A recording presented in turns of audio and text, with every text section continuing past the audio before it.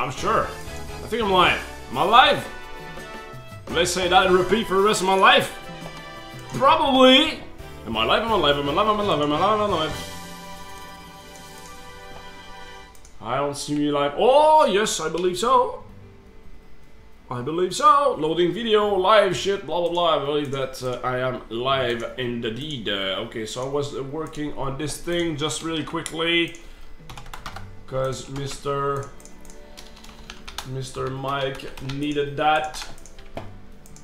This export image, please. This goes into that thing over there. Zombital doc icon. This, and I want to put like this. Okay, so I messed up. That's not like this. That's like this. And finally, I'm gonna send that to Mike. Boop. All right, welcome back, Lash. Woo, Lash, you're dead. No, I'm not dead. I'm still here. Do you see me? I want you guys to like, please let me know if from everybody if I am live. Am I live? And like a stupid, I asked that live. Bravo, Lash. Bravo. I don't see me live. I see the note here, but I don't see me live. Okay, so I will wait a little bit because I don't see me live. Live. Okay, so everybody seems to say that I'm live. How about I give a little chance to celebrate that? Nope, you're dead. You're live and moving. Oh yeah. There you go. Boom! It's up, guys. So please take it up. A little chest for you. Yeah. Okay, so I don't know what happened with that, but meh. I'm gonna wait just a little bit before the raid because I want to be sure that everybody come back. All right. And also, you are live. Okay, cool. You're running video. Okay. Did I drop the bomb, by the way, by saying that Final Fantasy VIII was my least favorite? Did I drop a bomb? Did everybody was like, fuck you, Lash, that was my favorite one. Your donation tools are down. Thank you very much. Well, there we go. Thanks, man. Wow, not many viewers. Yeah, we were 100, now we're 62. We dropped to 40 viewers because I went up. I went on a pause. Whoops. No bomb dropped. Okay, cool. Is he live yet? Yeah, look at that. A couple of you guys don't see me. We're about at 57. Damn it. I think that wasn't a good decision. Okay, let's just wait a little bit until catch-up's back. So we can raid the guys at Misfit Haddock.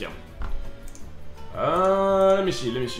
They're here. I wanted to check like the question. Yes, the question over here. Sweet. Let me check. Nice. Ah! Damn it! Remark me! Woo! Let's join the battle! Thank you very much, man! Remark me! Following the channel, thank you very much, man. Thank you very much. Ah, I've been punched in the face. How many subscribers do we have now? Do we have a little more? Let me check that out again. Damn it.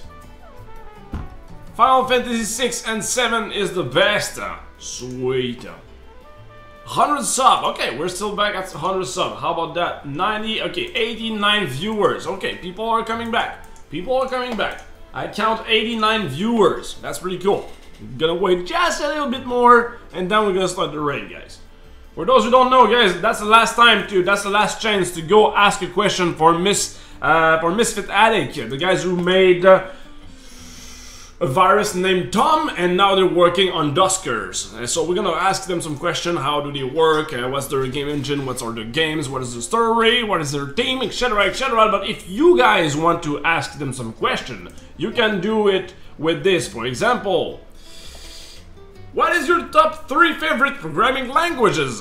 By Nick Drizzy. So if you want to be part of the show, guys, it is time right now. It's time. It's now or never. It's time or never. Wow, it's time of never. What?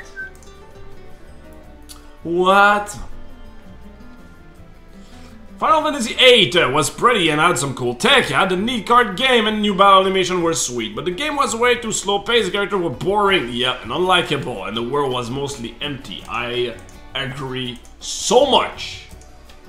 I agree so much to that. I really hate the main character. I mean, Cloud had some problem, you know? Cloud was like, I don't like people and I have like problems and shit, but I don't remember what's his name in Final Fantasy VIII. It was just a fucking hipster. It was like, I don't love life. Always whining all the time. Like, what the hell? Come on! You're fighting demonic monsters from hell! It's like, I don't like life. What the fuck, man? Get out of my TV! Put Cloud or put Sabin back. Come on. Sabin was the man. I don't know if I have to pronounce it Sabin. Sabin? Sabin? I don't know. He was a man. And what's his brother name? Richard? Was that it? Richard? Rickard? Sabin and Richard. Was that it? No. No, it wasn't. No, it was really not that. Final Fantasy 3. What's his brother name? Not Richard. Edward. Come on, Latch. I think it was Edward. Was that it? Like, if I remove Final Fantasy 3, I get those guys. Hey, no, that's not you. Yeah, Bros for Life, there you go. Was it Edward? And Todd. Edgar! Voila! Damn it. Damn you! Yeah, there you go, Edgar. Edgar! 8-bit Steve, you deserve 15 points for that, my friend, for correcting my memory. How did I remove that? How did I forgot that? Remove that. Buh. Sabin and Todd. Steve. That's probably Steve. Alright, there you go. 15 experience point for you, man. For discovering... For reminding me what was the name of those guys. Alright guys, it is time for a raid. It's happening right now, alright? So for those who just joined and don't know what the hell is happening, on Wednesday we have that thing called Wednesday Raid with the Lachesters. So we're gonna send a bunch of tweets to Misfit Haddock, and we're gonna ask them to come over here. So there we go. Misfit Haddock. You're under attack by the Lachesters. 3 H's. Come over if you have the balls. Like this. So please guys, you can tweet it, retweet it. If you send your own tweet, it's gonna appear on the show right over there, alright? So we're gonna start that in a second. Stop that, and I'm gonna tweet that, and I'll start the show right now. Hang on, there we go.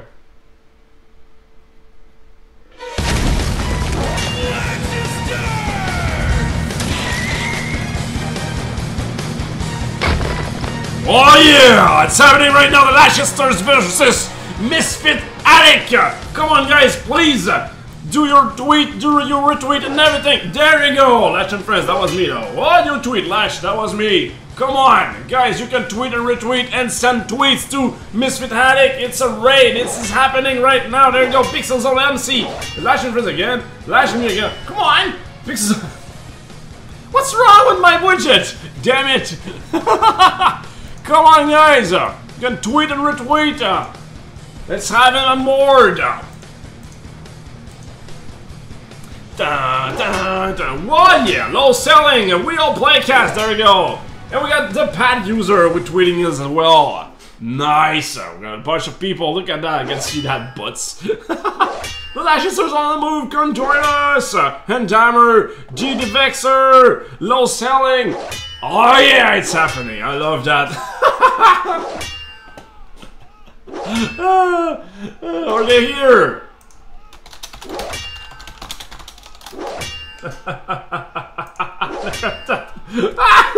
Alpha 17, I love you, Lachester, come over if you love me.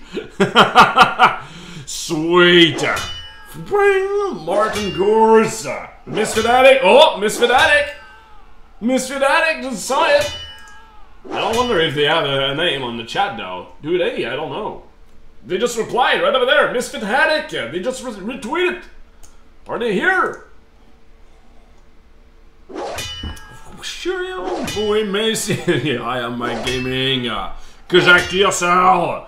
Emily. More MC. I am my gaming. Kazak TSL. Nymphis. Wow, there we go. Misfit Addict is here. Woo! It's a win, guys. It's a win. A winner is us. Our winner is us. Sweet, Misfit Addict is already here. Okay, cool. I'm gonna call him right now, and then we'll be able to start the interview. All right? Calling him right now.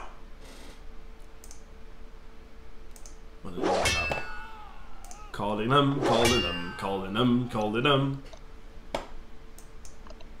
Tim? Yeah? Woohoo! I can see you! Sweet! It is happening right now. Okay, Tim, I can see you, but my audience cannot see you, alright? So I'm gonna play a little intro of 5 seconds, and everybody will be able to see you, alright? Sounds snazzy. So just stick around 5 seconds.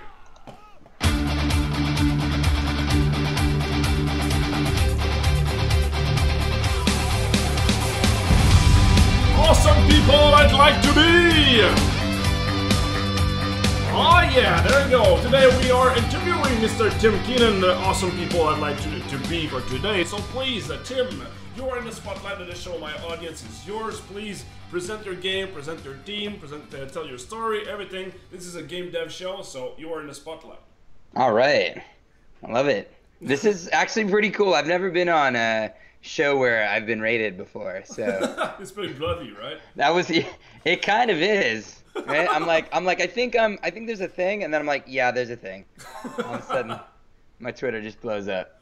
Yeah, with that's the blood and awesome. Sweet, thank you very much. Welcome. You got a really cool group over there. You got a good fan base. Yeah, pretty cool. I mean, I always say that my audience is the best, and I do mean it. I mean, the show is called Latch and Friends. It's not only about me; it's about my audience as well. So they are part of the show. So they are the best guys. Talking about you. You seem pretty cool. So I was watching a little bit of the show. It seems pretty high energy, sir, for this hour in the morning. Yeah. Where are you at? Are you on the West Coast? I'm on Quebec City, so I'm 3 hours ahead of you. So it's like noon, 1 p.m. on my side.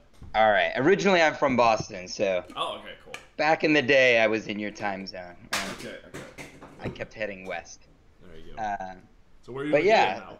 What's up? Where are you located now? Now I'm basically in the Bay Area in San Francisco. Okay, cool. Yeah, which is just the silliest place for an indie to live because it's super expensive over here. And yeah. I don't know if you've heard, but indie developers don't make a ton of money, so. Yeah, but it's a good place to be, though. I mean, around. It's a really cool place to be. Like some of the opportunities out here are really cool. Like Double Fine let us, work out of their office space for a while, and. Lots of indies get together and stuff like that. So it's actually a really great place to be. It's just insanely expensive. And there's a lot of convention going on over there, like the GDC and the TwitchCon will be over there pretty soon. So yeah, it's a good place to be. I'm a huge fan of that because when I go off if we go to PAX or whatever, and you go and you're working a booth or you're doing whatever you're doing, and it's exhausting, and then at the end of the day you've got to crash on a friend's couch or whatever. Mm-hmm. It's nice with GDC because I can come home and sleep here, so pretty spoiling. Nice. So yeah, tell me a little bit more about your game, your team. How long have you been in indie? Let's see. So full time, I started being an indie at the beginning of 2011. So I guess 4 or 5 years, something like that. Okay. Cool. I worked in AAA games for a little bit, and then I went to work in film at DreamWorks Animation for about 10 years. Okay. Making Shrek and How to Train Your Dragon and stuff like that. Okay, and then I wanted to get back into games, but it was kind of brutal when I was in games, in AAA anyway. So I decided if I was going to go back, I might as well just do my own thing. That way, if I work crazy hours and don't get paid super well, at least I'm making my own awesome stuff. So that's when we started. My wife and I actually worked together on a virus named Tom. Okay, cool. with a couple contractors, and we put that out, and it was awesome. We got great love from the community. We got in a humble bundle, and cool things were happening there. And so then, but not enough to make another game, Okay. because it's really hard to make your money back and then enough to make another game, Yeah. especially when you live out here. So then I did a couple prototypes. I did Duskers, which is the game that we ended up making, and a game called Chess the Gathering, which is like a mashup of chess and Magic the Gathering. Okay. And one more where you're ricocheting off walls and stuff like that. Asked the community, what do you guys like? Shopped it around a little bit, realizing that I needed to get some money. Was lucky enough that Indie Fund picked us up. Oh, sweet. Okay.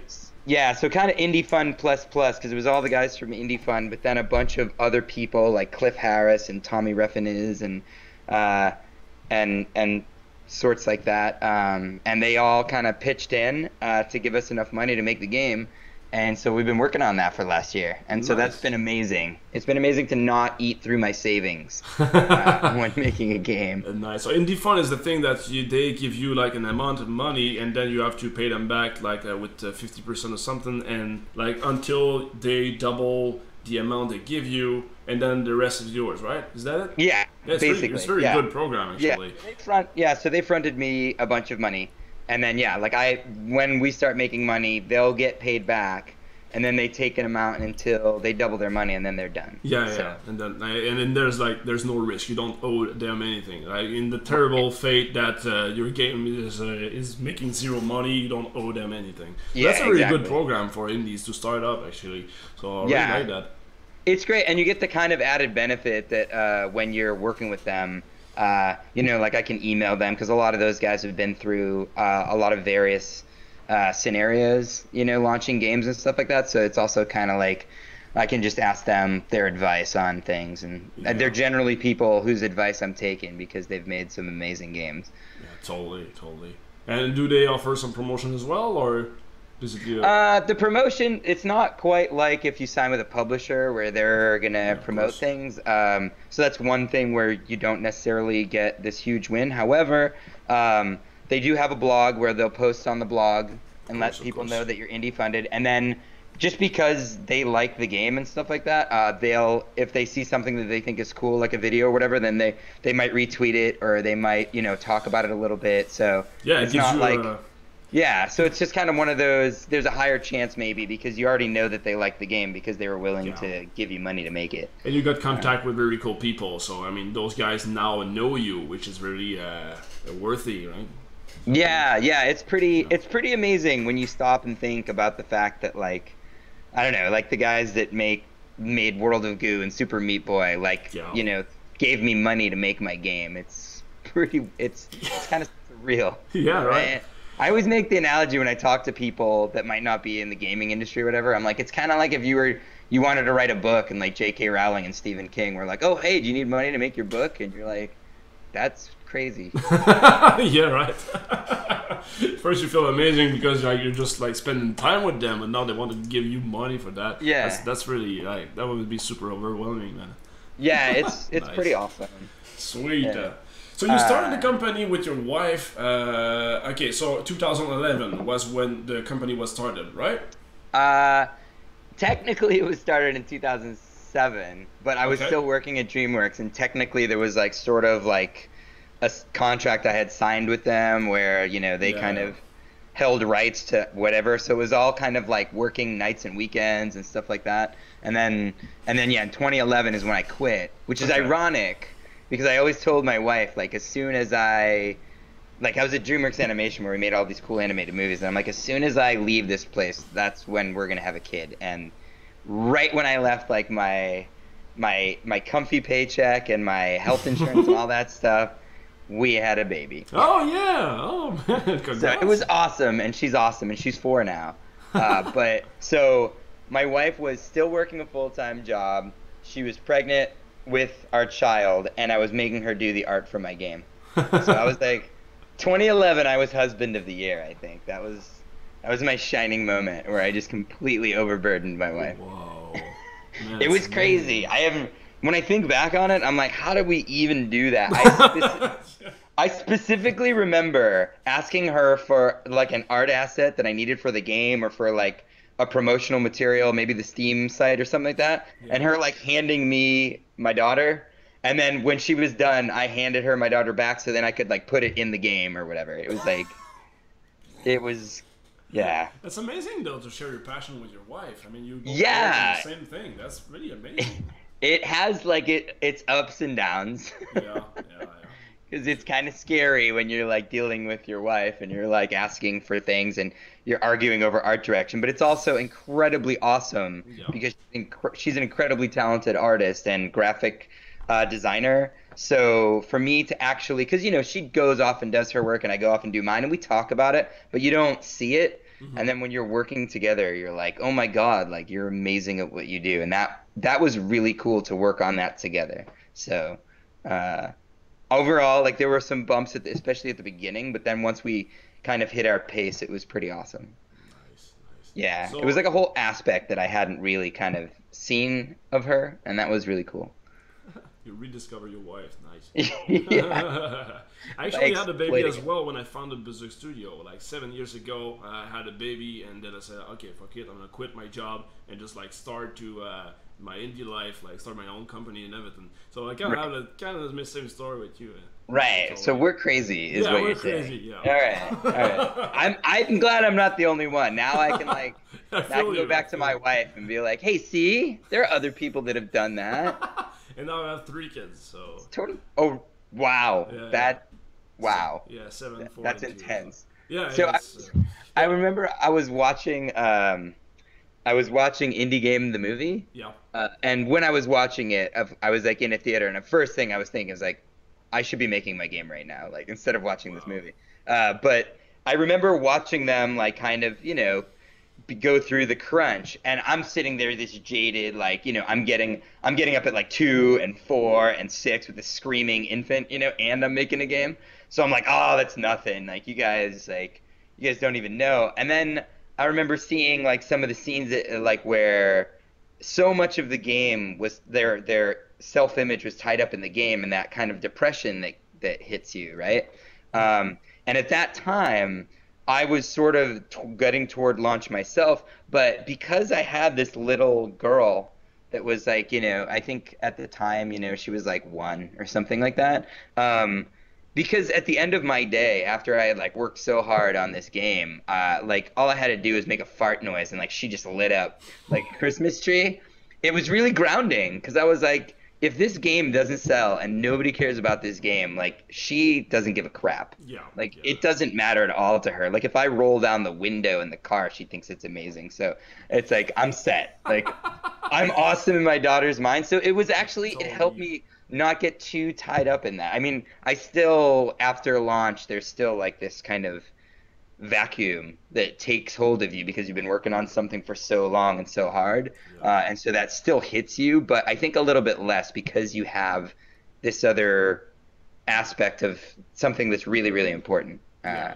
You still have And- to protect somebody else, like at the end of the day. And I really Right. feel you on that. I mean, even today, my kids are 7, 4, and my older daughter. I don't think she ever played one of my game because she doesn't even want to play video games. She want to go outside, and that's it. You know. And it was like, oh, when my kid will grow up, I'm gonna play Contra and Super Mario with them and everything. And she just don't care at all. It's like, man, it's boring. Let's go play outside with the sun, Dad. And she's actually right. You know, actually go outside and play outside. But I'm like, oh, I want to do it. But yeah, I do feel like it put me back to her. Like it's not only about video game. That life isn't all about video games. So that's like, Right. help us to disconnect from work and everything. Yeah. So yeah, totally. And it's like this powerful driving force, right? Because if it was something else, it was like, oh, my friend's calling me up to like go out tonight. I can ignore that and be like, I got to work on my game. But when there's this like little person that you're responsible for, it's like, yeah, Yeah, that totally does it. agree. It also having kids also helped me make decisions on my game. Like for example, I had like that big game I really wanted to make, but I said, okay, if I want to make that, it will take me 3 years of production before I even put that out.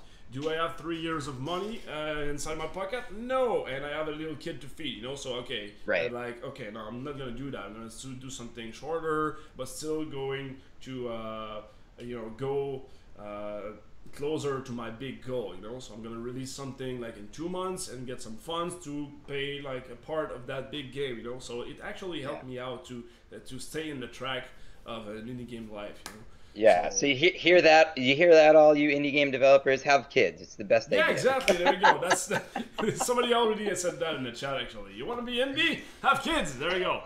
And the more you have kids, the better you are. That might be the first time anybody's ever said that.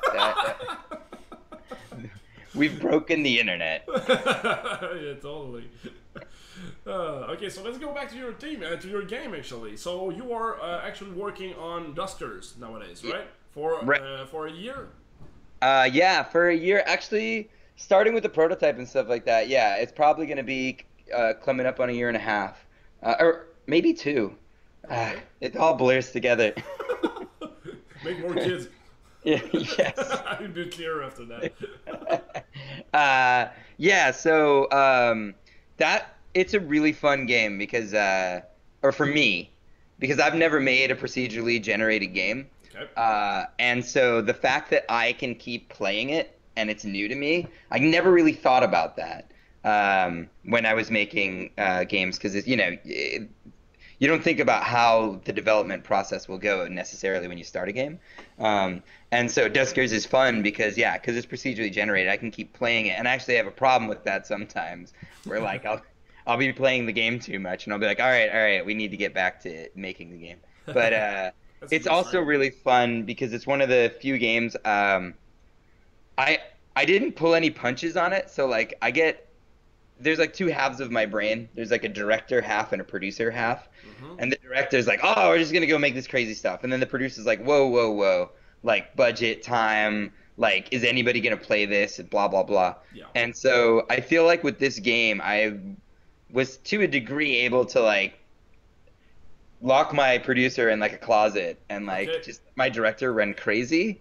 Because I remember I actually made these puppet videos at one point that a bunch of people liked, and I talked about my on a virus named Tom pitching to publishers. Oh, I used these.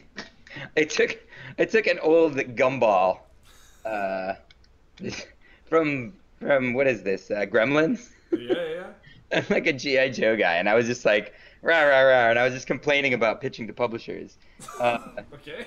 And a lot of people liked it, and it kind of struck me. I was making a game. I was making Duskers, and there were all these design decisions that I started making, and I feel like it was like this juvenile me inside, and I was like, I wanted to pitch something to publishers that their jaws would just drop, and they'd just be like, get out of the room, like leave right now. So when a friend suggested to me when I was making it that I add a command line interface to the game, I was like, at first I laughed and I'm like, yeah, right. And then I was like, well, that would be really fun to pitch to publishers. To walk in and they'd be like, well, we can put it on console, right? And I'm like, well, you need a keyboard. And then they're like, wait, what? You have to like type like into the game like a console? Like that's not happening. And so I make this game that I think is going to be awesome, but like nobody's going to pick up. And then Indie Fund says they'll give me money for it. And I'm like, oh my God, I have to make this game now. Holy crap. Like, and then at some point I'm going to have to sell it. Like, but that's good though. I mean, if we go back to the producer side, if the indie funds actually give you money to produce it, they think that they're going to get their money back.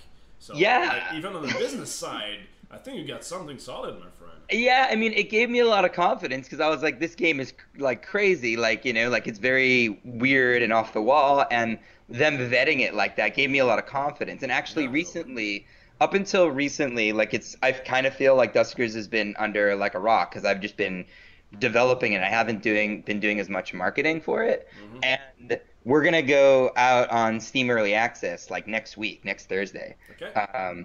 And and it made me feel really good because I was up in Vancouver actually.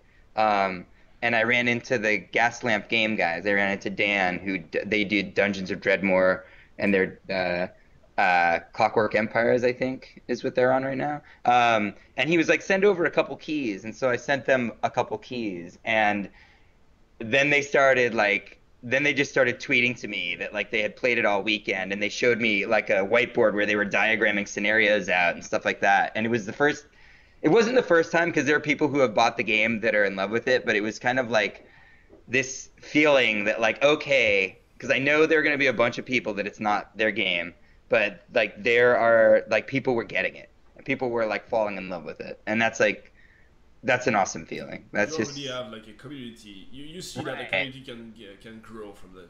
Yeah, and the Steam forums now that we finally put out like a little teaser trailer and a gameplay video, and so people have been buying it off the website, and so the Steam forums are the Steam forums are in this like wonderful place right now where like there aren't a ton of people in there, and the people that are in there were the ones that were willing to go to my website and pay $20 for a game. So they're like, it's not full of trolls that are just like, why isn't this 75% off or whatever? So it's like I'm in this like happy zone, Nice. and I'm like hoping that like we can keep that going, because I've found like, I'm on a complete tangent right now, but Go ahead. I found sometimes when like some of my friends have gone through publishers and then they just slap the game up on Steam, and they're not monitoring their forums, they didn't like build their community. It gets really hostile really fast. And I kind of get it, because it's like, well, like, it's not a safe place, right? Mm-hmm. So with a virus named Tom, we didn't have that problem because I had the game selling it on my website for so long and people were on the Steam forums that by the time we launched, a bunch of people came in, and anybody that was acting like an idiot or being really rude to me or anything like that, like the community would just kind of like resolve that. Oh, yeah, nice. They would defend me, and they would be like, hey, like, take that somewhere else. And so it's kind of like I see Steam forums or any community stuff as like, if you've even like a subreddit, whatever, if you've kind of created like a place that people feel like they can discuss the game and you're interacting with them because their ideas are awesome. And this is another thing I disagree with some developers. A lot of them they're just like, oh God, when fans send me stuff. It's like gamers are great designers. Right. Now you're going to design your own game and you can't listen to everything everybody says, but you should be reading it and you should be absorbing that, because these are people that really like your game and they've played a lot of games and they've got good ideas. So yeah, so I find that like, yeah, I don't know why I'm on this tangent about. No, but yeah, I do agree with that. I mean, having like you were saying that having like a family first before presenting your game to producers, that helps, and also that helps on the launch as well. I mean, I see that right here actually on Twitch on Match and Friends, because I have like we are 100 viewers daily every single day. Thank you very much for you guys actually. That's awesome. And yeah, when I release something. I got a contact with Adobe last week just because I was live, and I was like, oh, I'm gonna send a tweet to Adobe Flash because I'm still using Flash nowadays, and everybody's saying Flash is dead, And I was like, I want to send a tweet. Please, everybody, can you retweet that? And I got like 30 retweets and favorite and everything. So everybody was spamming Adobe just to get a contact, and they finally reached us, So I was like, okay, what the hell is going on? So having like a great family help you out, to move to a certain place, to have a certain move, or if you want to present your game to a publisher, also you can say like, well, I already have this great community over here. It's not only just a pitch game. There's also a value behind it. So I relate to that. It's huge. It's really huge. Like we had one of our team members now, Brandon. He was like kind of a super fan of a virus named Tom, and him and his wife would test all our co-op levels for us, which was because you're iterating on the game, and he like basically did all that stuff, and then he helped us with some web stuff, and so then he just came onto the team, and it was just like, and he always said it was because he was. I think he either emailed me or he posted on the forum or something like that, and he was asking like a couple questions. And I mean, I know a lot of people say it's a waste of time, and I know I get super distracted by this, but like it's my game, it's my baby, so I feel like So I responded like right away, and I was like, "Oh, here's all this stuff or whatever," and he was kind of blown away by that. And so I do feel that like, yeah, if you kind of cultivate that community, then that it's an amazing thing because a lot of things on the internet are crap, and a lot of places you go, you're gonna get like commenters and stuff like that that are just it's just a wasteland. But if you curate it and you kind of bring it up from the ground up, then you have a community that can really help sort of self-regulate things, right? And that's so I don't know, it feels really good. Like even if the game does well, that's great. If the game doesn't do well, that sucks. But if you have this sort of community of people around you that you've kind of created, then that's just like an amazing feeling. Super humbling. But yeah. Nice. I want to go back to the game again. You said you are so you're an animator slash artist. So I have a background in computer science, so programmer. Okay, But then when I was at DreamWorks, I was an effects animator. So it was kind of like half art, half code. okay. So imagine like clothing or fire Oh, or something exploding. You've got to make something really pretty, okay. but it has to. We use like physics and stuff like that to make that happen. So and code to generate that. So it was kind of this perfect Okay, so middle ground.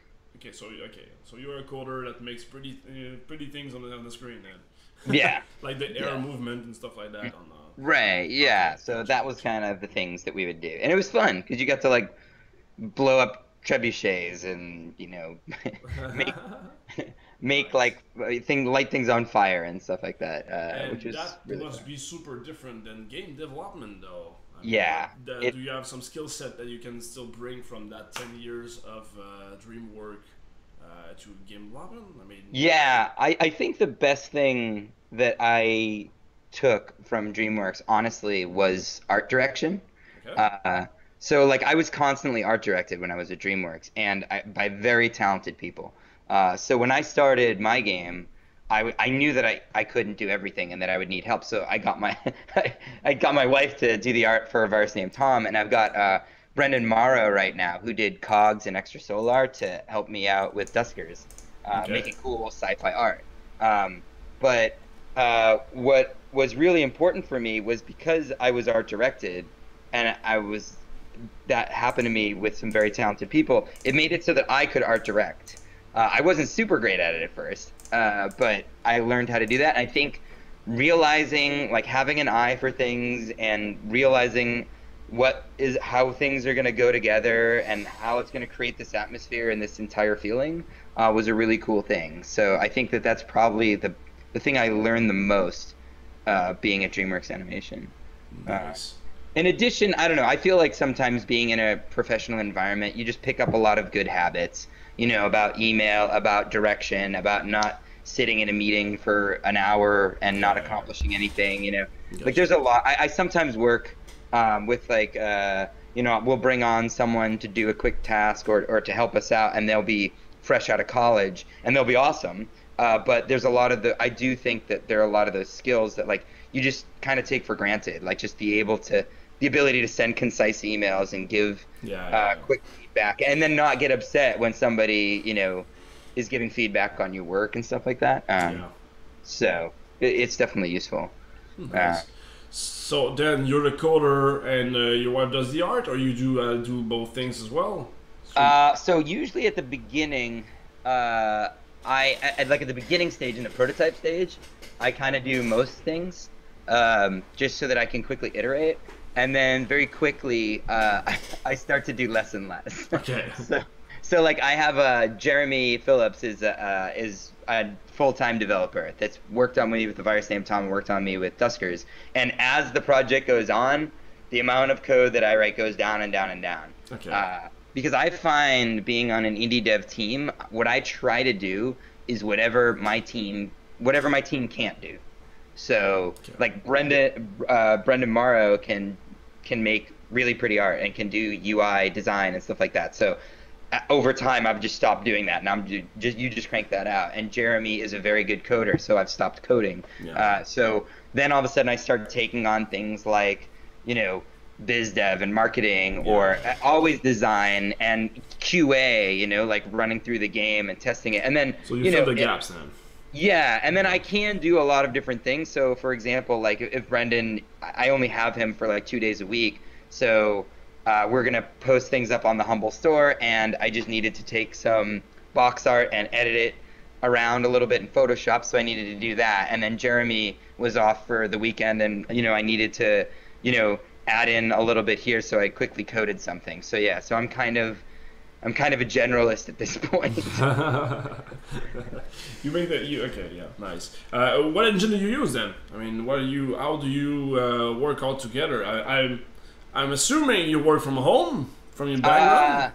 So right now I work from home like 2 days a week. Okay.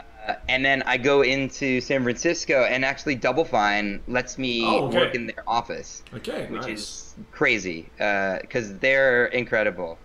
They are like, wow. Those guys, they're as cool as you would think they are. Nice. It's one of those things, like sometimes when you meet people, like when I met Tim Schafer or whatever, it's like, is that guy really like that? And he totally is. He's like the nicest guy, and he's really funny.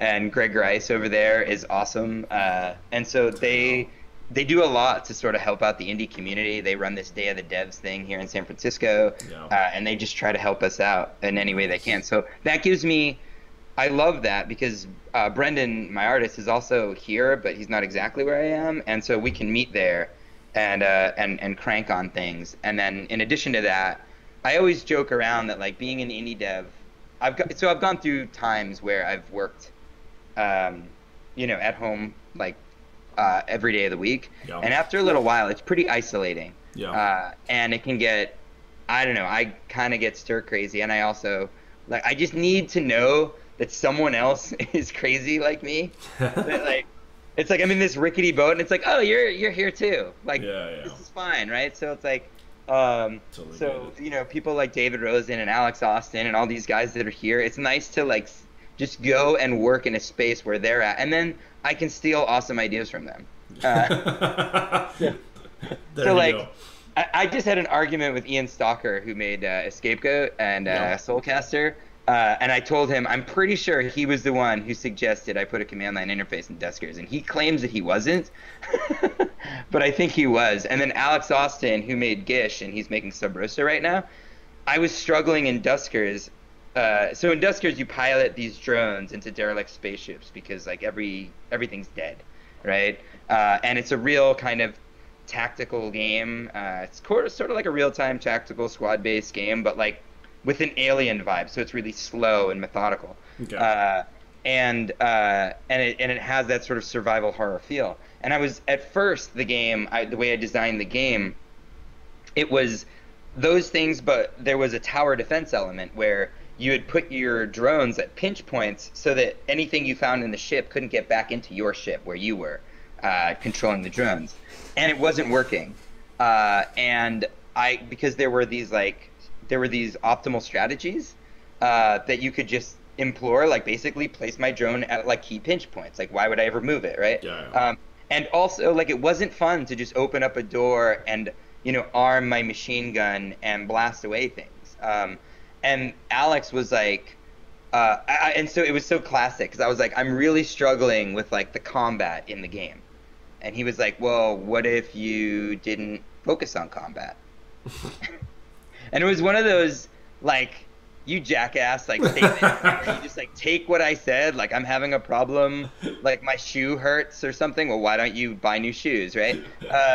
And I'm like, but it struck me, and I'm like, well, why am I focusing on combat? Because, like, this is a game, that has a lot of survival elements, and it kind of has this Alien vibe. And Alien, it was awesome because, you have the first Alien and even the third Alien where you got the motion tracker and there's something out there. Mm-hmm. And so I totally removed most of the combat in the game, and now it's very much about trying to avoid combat.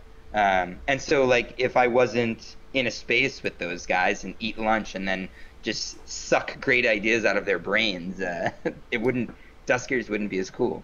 Nice. So, yeah, I'm a big fan of being around people, and that's why I bother to it's like a 30-minute train ride or whatever, but like yeah, that makes sense though. I mean, you have those awesome people that know a lot of stuff, so you can like get their knowledge, you know. Yeah. Chop their head off and get their knowledge. Drink it down. It can be only one. All right, I'm gonna ask a question from the audience actually. So I got a little tool here that allow me to go check the question from the audience. So we got Nick Drizzy asking, "What is your top 3 favorite programming languages?" Top 3 favorite programming languages. Yep. I guess C++ was a favorite for a long time because of the flexibility that it allows you. Like you can do so many things. When I first started writing in C#, because my first game was in XNA and my next game, Duskers is in Unity. It annoyed, like little things were annoying me because I couldn't like have like default parameter values or something. I don't even remember. But then over time, I've kind of grown in love with C# because I always liked Java and I've always liked object-oriented programming. And so now C# just because of my proximity to C#. But I also kind of have a dear place in my heart for a programming language called Lisp. Yeah. Which is a highly recursive language. And it's purely functional. And the reason that I kind of like that, even though I wouldn't want to write a game in it, I'd write an AI, like a chess AI in it, but I like the fact that shows you like this purely functional language where you don't even have like, temporary variables and stuff like that. So it like forces you to think about things in a very different way. Yeah. And I always hated people that were in love with a language simply because it was what they were using. It was like the right tool for the right job. And so like in some instances, like Python is a great language because it's very readable and you can have artists like make scripts, and we use some of that at DreamWorks, but it wouldn't be very good for a graphically intensive game, right? Because totally. And so well, most of the language exists because they have their own. They are better at their own job. Just like you said, Python are good for that specific task, so it won't die until like there's something better for that. But still, it is way better than C# or ActionScript or whatever in that specific task. Exactly. So I totally agree on that. Nice. All right, so let's go to the next question then. Okay, Rob the Pitcher is asking, share some marketing wisdom. What are the must-do things? Do you work with PR agencies? So, for A Virus Named Tom, I didn't. I did all that by myself, and that was basically my philosophy. So I put out videos so that people can see the game and get excited about it. And then I tried to, I started going to a lot of events. Like I started going to PAX and I started GDC and stuff like that, just to meet other developers and to meet press and all of this stuff. And then of course like YouTubers and streamers starting to get really big. And I don't really know that I have a overall philosophy. I think what I try to do is not underestimate the amount of time that it takes. Because I think when you're making, especially if you're a small team, somebody's got to do that. Like somebody has to make sure that people know the game exists. I actually think I've done I haven't done a great job of it with Duskers at this point, and I'm trying to make up for that because the game, it's a bigger game than A Virus Named Tom, and so it's taken a lot of effort, and so I wasn't able to make a trailer as early on. That's another thing that's really important. You can't just sit there, wait till launch, and I think everybody knows this, and then just be like, okay, what do I do? You've got to start that ball rolling. And it really helps, I find. Some people would probably say it's a waste of time, but when I engage, like if somebody loves my game and they're messaging me about my game, I message them back because I'm like, this is a person who not only can inform me of cool things about my game design, but that's someone who, probably can evangelize about my game and can help me spread the word. So that's really important to really engage the community and keep track of that. I started a mailing list because I felt that relying too much on one thing like Facebook or Twitter or whatever seemed like it was kind of scary, and I wanted to kind of insulate myself from that. And that's really cool too because I send out regular updates. And then some people that might be interested in A Virus Named Tom might be interested in what we're doing in a completely different area. And doing things like talking to other cool developers on their Twitch stream seems like a really good idea. Because, you know, you have an audience that might be interested in what I'm doing, and I have an audience that might be interested in what you're doing. So cross-promoting with other indie devs is really cool. Yeah, I mean, that's the whole point of the raids, actually. You are my 11th game developer I invite, and that's kind of my way to do the thing, actually, to get some contacts and everything, you know? Because I'm, like, up north in Canada, and going to San Francisco for me it costs, like $1,000 just to get there, and then I have to pay for the hotel, blah blah blah blah. So for me it was like, okay, what should I do? Well, I'm gonna, like, every single week, and I'm gonna go get another game developer and just, like, exchange our fan base, and that's a win-win situation, you know, because I give you my fan base and you do the same thing on your side, you know. So that's yeah, and that's kind of the beauty of, I think, independent game development is that, like, I think in AAA development, you do have to worry. You are competing, especially if you're launching the same time in a similar genre. But with indies, there's just so many indie games and there's so many gamers. It just, there's not like, oh, well, like, this person is going to launch and then steal, like, sales from me. There's none of that. So everybody I find as an indie is just super willing to share knowledge and to, like, cross promote and, you know, help each other out. And it's this weird hippy dippy, again, it's that rickety boat. It's because we're all crazy enough to do this, and we're all nuts enough to think that we could keep doing it. Like, I think there's, like, a camaraderie there. And so yeah, totally. I mean, we have already two things in common. First, we share the same passion, and second, if we help together, we stay alive. So, you know, that's like, that's a good reason to just, like, meet other people, right? Yeah. One thing I'm going to do for the first time, that is kind of might be interesting to people, I don't know. I've never done advertisements. I was always told, like, oh, those don't really work or whatever. And then recently I've been told that, like, especially because my game is sort of niche and I'm going to need to find people that would be into it. I've been told now that, like, advertisements can work. So things like, you know, trying to target an ad on, like, Facebook or Reddit or Twitter or YouTube, and I've never done it, so I'm gonna give that a shot, and I'll report back with how that goes. I have no idea. Can't wait to hear for that. Actually, like, one of the rules of marketing is to diversify. So you have to not focus on one thing. Just like you said with the mailing list, you know, just not do that, and just try to get some contact. You are with Double Fine as well, so that's a good one. You know, try to reach some more contact. Go to convention, Facebook, Twitter. Those things are, you know, those are. I would say to people sometimes, and I don't know if this is good advice or not, but there's, like, a million channels that you can reach people, and it's obviously good to, you know, reach out as much as you can, but don't just reach out on a medium because everyone's doing it. Like, if everybody's like, oh, you know, Tumblr's the new thing, or Snapchat's the new thing, or whatever, and you just go out there and you're just like, oh, okay, I'll just blast my stuff to that.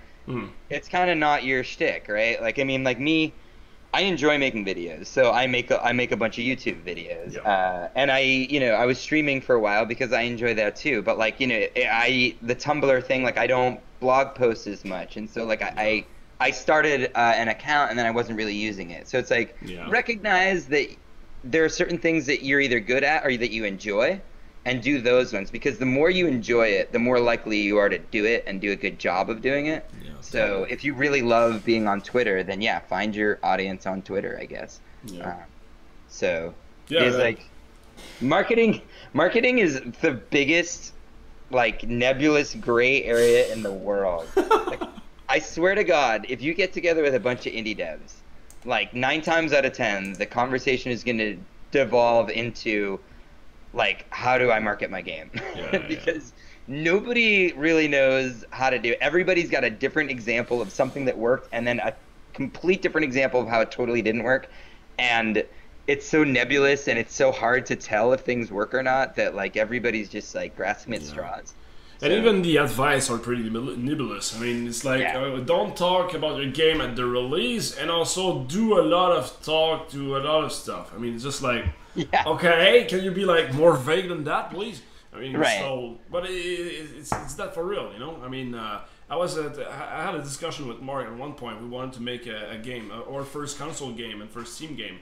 And I said to him, okay, if you want to sell that on Steam, if we want to sell that on Steam like in a year, we have to start talking about it right now, you know. And that's why I started my YouTube show Into Your Face, because I wanted to put my face on internet and say like, hey, hello world, and blah blah blah, you know. This is my company, this is all my stuff, in hope that I will sell the game like in 2 years instead of 1 year, you know. So I think it's better to take 2 years and sparkle some like marketing over there, like just always talk about your game, then rush your game in a year and sell it, you know. I think it's gonna be better if you take time to talk about it during the development, you know. Yeah, I definitely agree with that. Because the good part about indies is people want to know the guy behind the game, you know. They want to be like friend of you.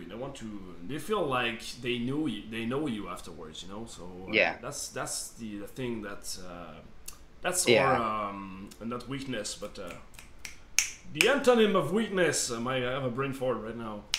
Or superpower, I should say. Yeah, that's kind of, and I think a lot of indies they struggle with that because they might not be like, I'm kind of an extrovert. I'm loud and obnoxious, so it's not that big of a deal for me. But I know a lot of indies struggle with that a little bit because that's sort of what they have to do. I think it's awesome because for me personally, I would love the idea that like when I launch Duskers, when I go to make another game, I'm not just starting at zero again, right? It's like some people care about what we do. They think we've been doing a good job, you know, and so they might, you know, follow that. But it is weird. It is strange that sort of comes with the territory. I wasn't really sort of expecting that so much because like every now and then I'll feel really bad because everybody has different names across different things. So they'll have like a Steam name and then they'll have like a Twitter name, and then and so every now and then like someone will message me and it won't necessarily be the same name, or maybe it will, and I'll just like brain freeze or whatever, and I'll be explaining something and they're like, dude, like this is me. It's like Ted. I've been like, you know, whatever. And I'm like, oh my God, that's you. Like, 'cause there's not a face that's right there. Like if I'm at a bar, you know, or if I'm at a conference and I run into a dev, even if I couldn't remember their name or whatever, I'll remember their face and be like, okay, we talked about this. But it's really hard over the internet sometimes, especially across all these things. And it's also weird for people to kind of know about you. Sometimes like someone will say like something and I'll be like, how did you even know that? And they'll be like, well, you fucking put it in a YouTube video and put it up for the world to see. That's kind of, and I'm like, oh yeah, I forget that like people watch those things because I'm just like in my room like recording a video and sending it out to the world, and I'm like, I don't really think anybody's watching.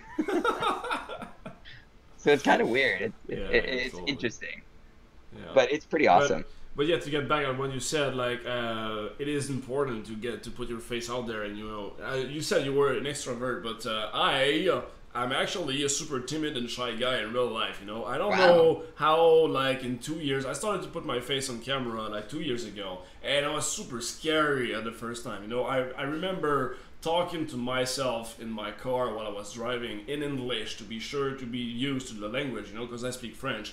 And I was like, okay, I must be sure to be able to, you know, communicate in English and everything. And then I captured my face. I recorded my face on camera for 3 weeks every single day. And I found like I rewatched that and I said like, oh man, I suck so much and everything. But after a couple of months and a couple of even years, now I'm being more comfortable and confident, and I've grown the character on camera and everything, you know. So my point is, even like if you think you're a super introvert guy or you cannot do that and everything, this is a skill that can be learned like anything. You have a brain, you can learn to be social, you can learn to be extrovert. And that's amazing. So, that's really cool because you seem incredibly extroverted to me. Yeah, well, now yes, but yeah, I mean, I have proof. And I will actually show that to the world at one point. Like, I want to make an Into Your Face video about like go forth and suck. Because a lot of people would say like, well, I don't have the skill set to be a programmer, I don't have the skill set to be a game developer, blah, blah. And one of the best advice I ever got was from the co-founder of Reddit. And he said, just go forth and suck, you know, go ahead and suck at something and then you'll be good, you know.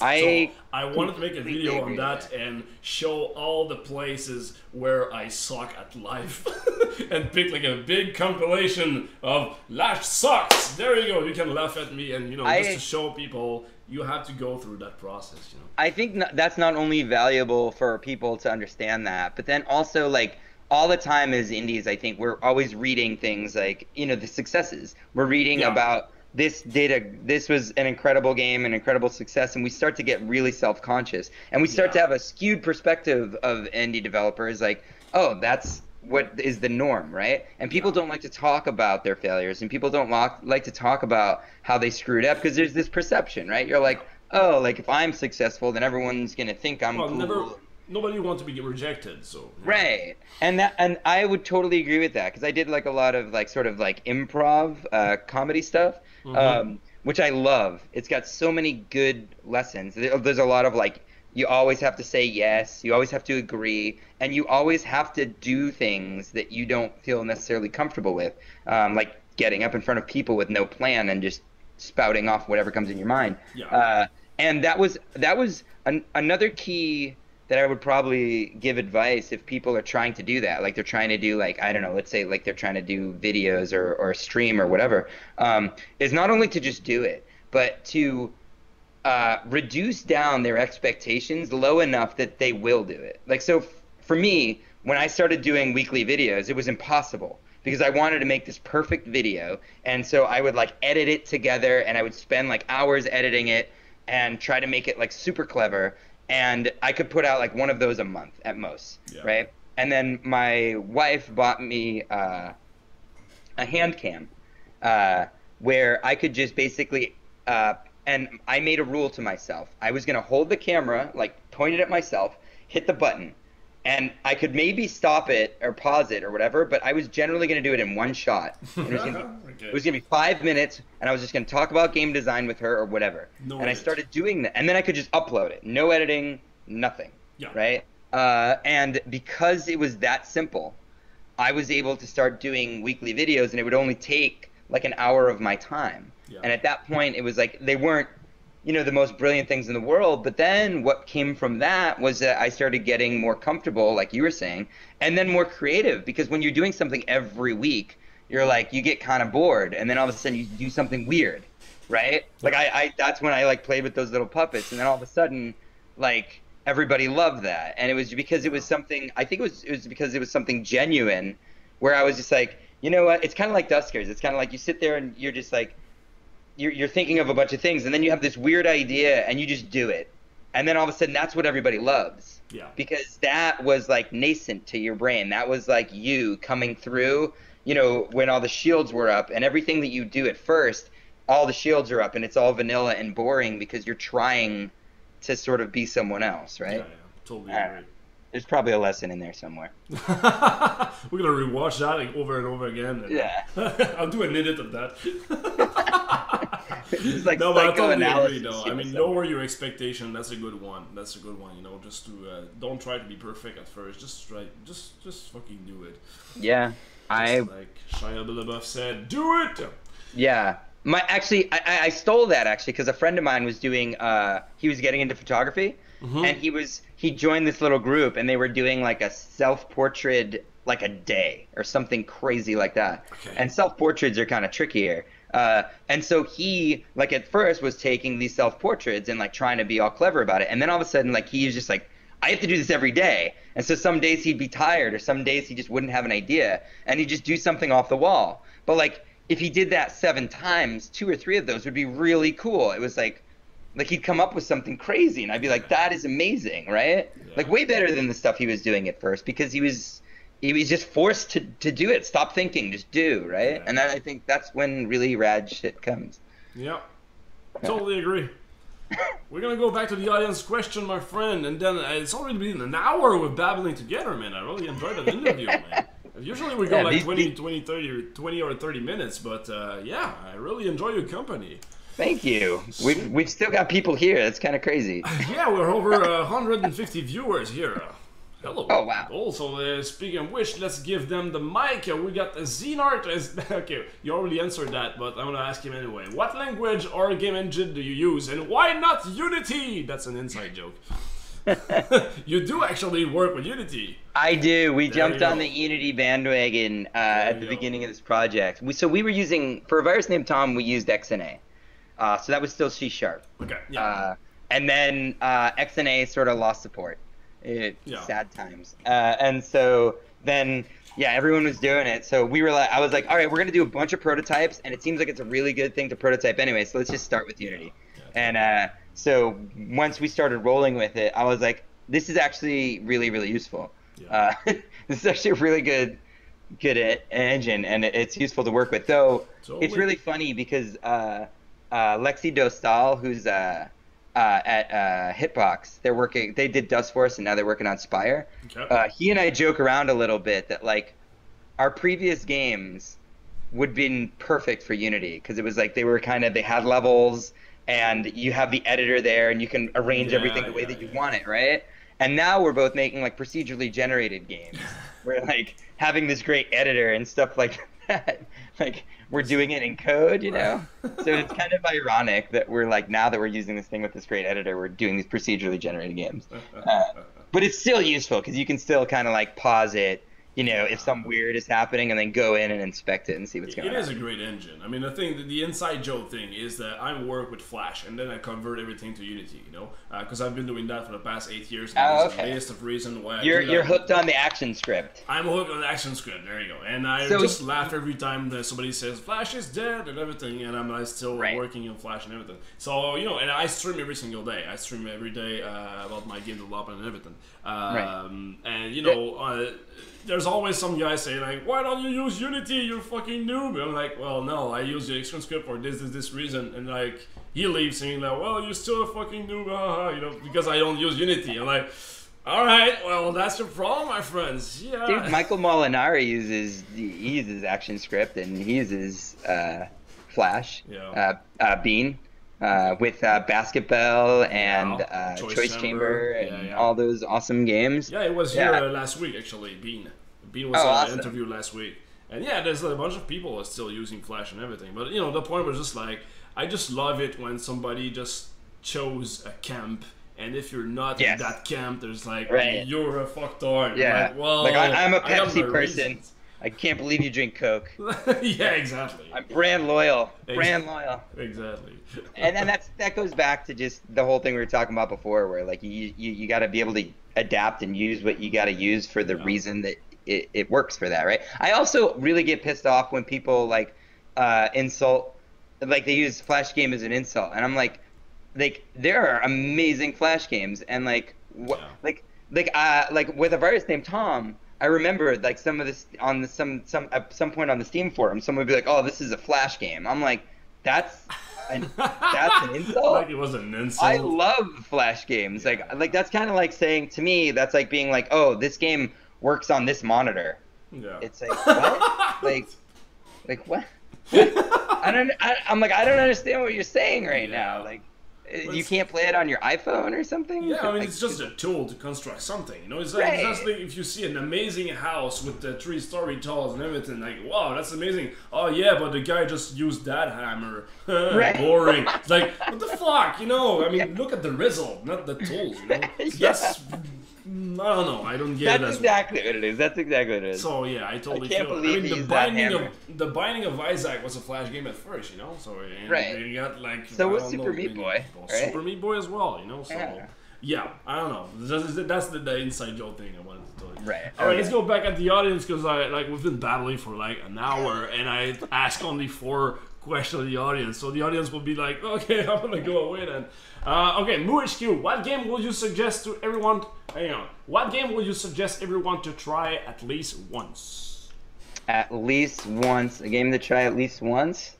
So, is it a game or a genre? Did they say a game? Just a game, So I kind of understand sometimes when people get annoyed when you ask them that question and they'll say like a really old game. Because when they played it, it was super formative. So, like, for example, like, Masters of Orion was a really formative game for me. It was the first 4X game I had ever played, and it, like, kind of just blew my mind, right? But, like, I wouldn't tell people to go play Masters of Orion because, like, right now, I would probably be like, okay, maybe play Civ 5 or something like that. Because that's a 4X game that would kind of broaden your horizons.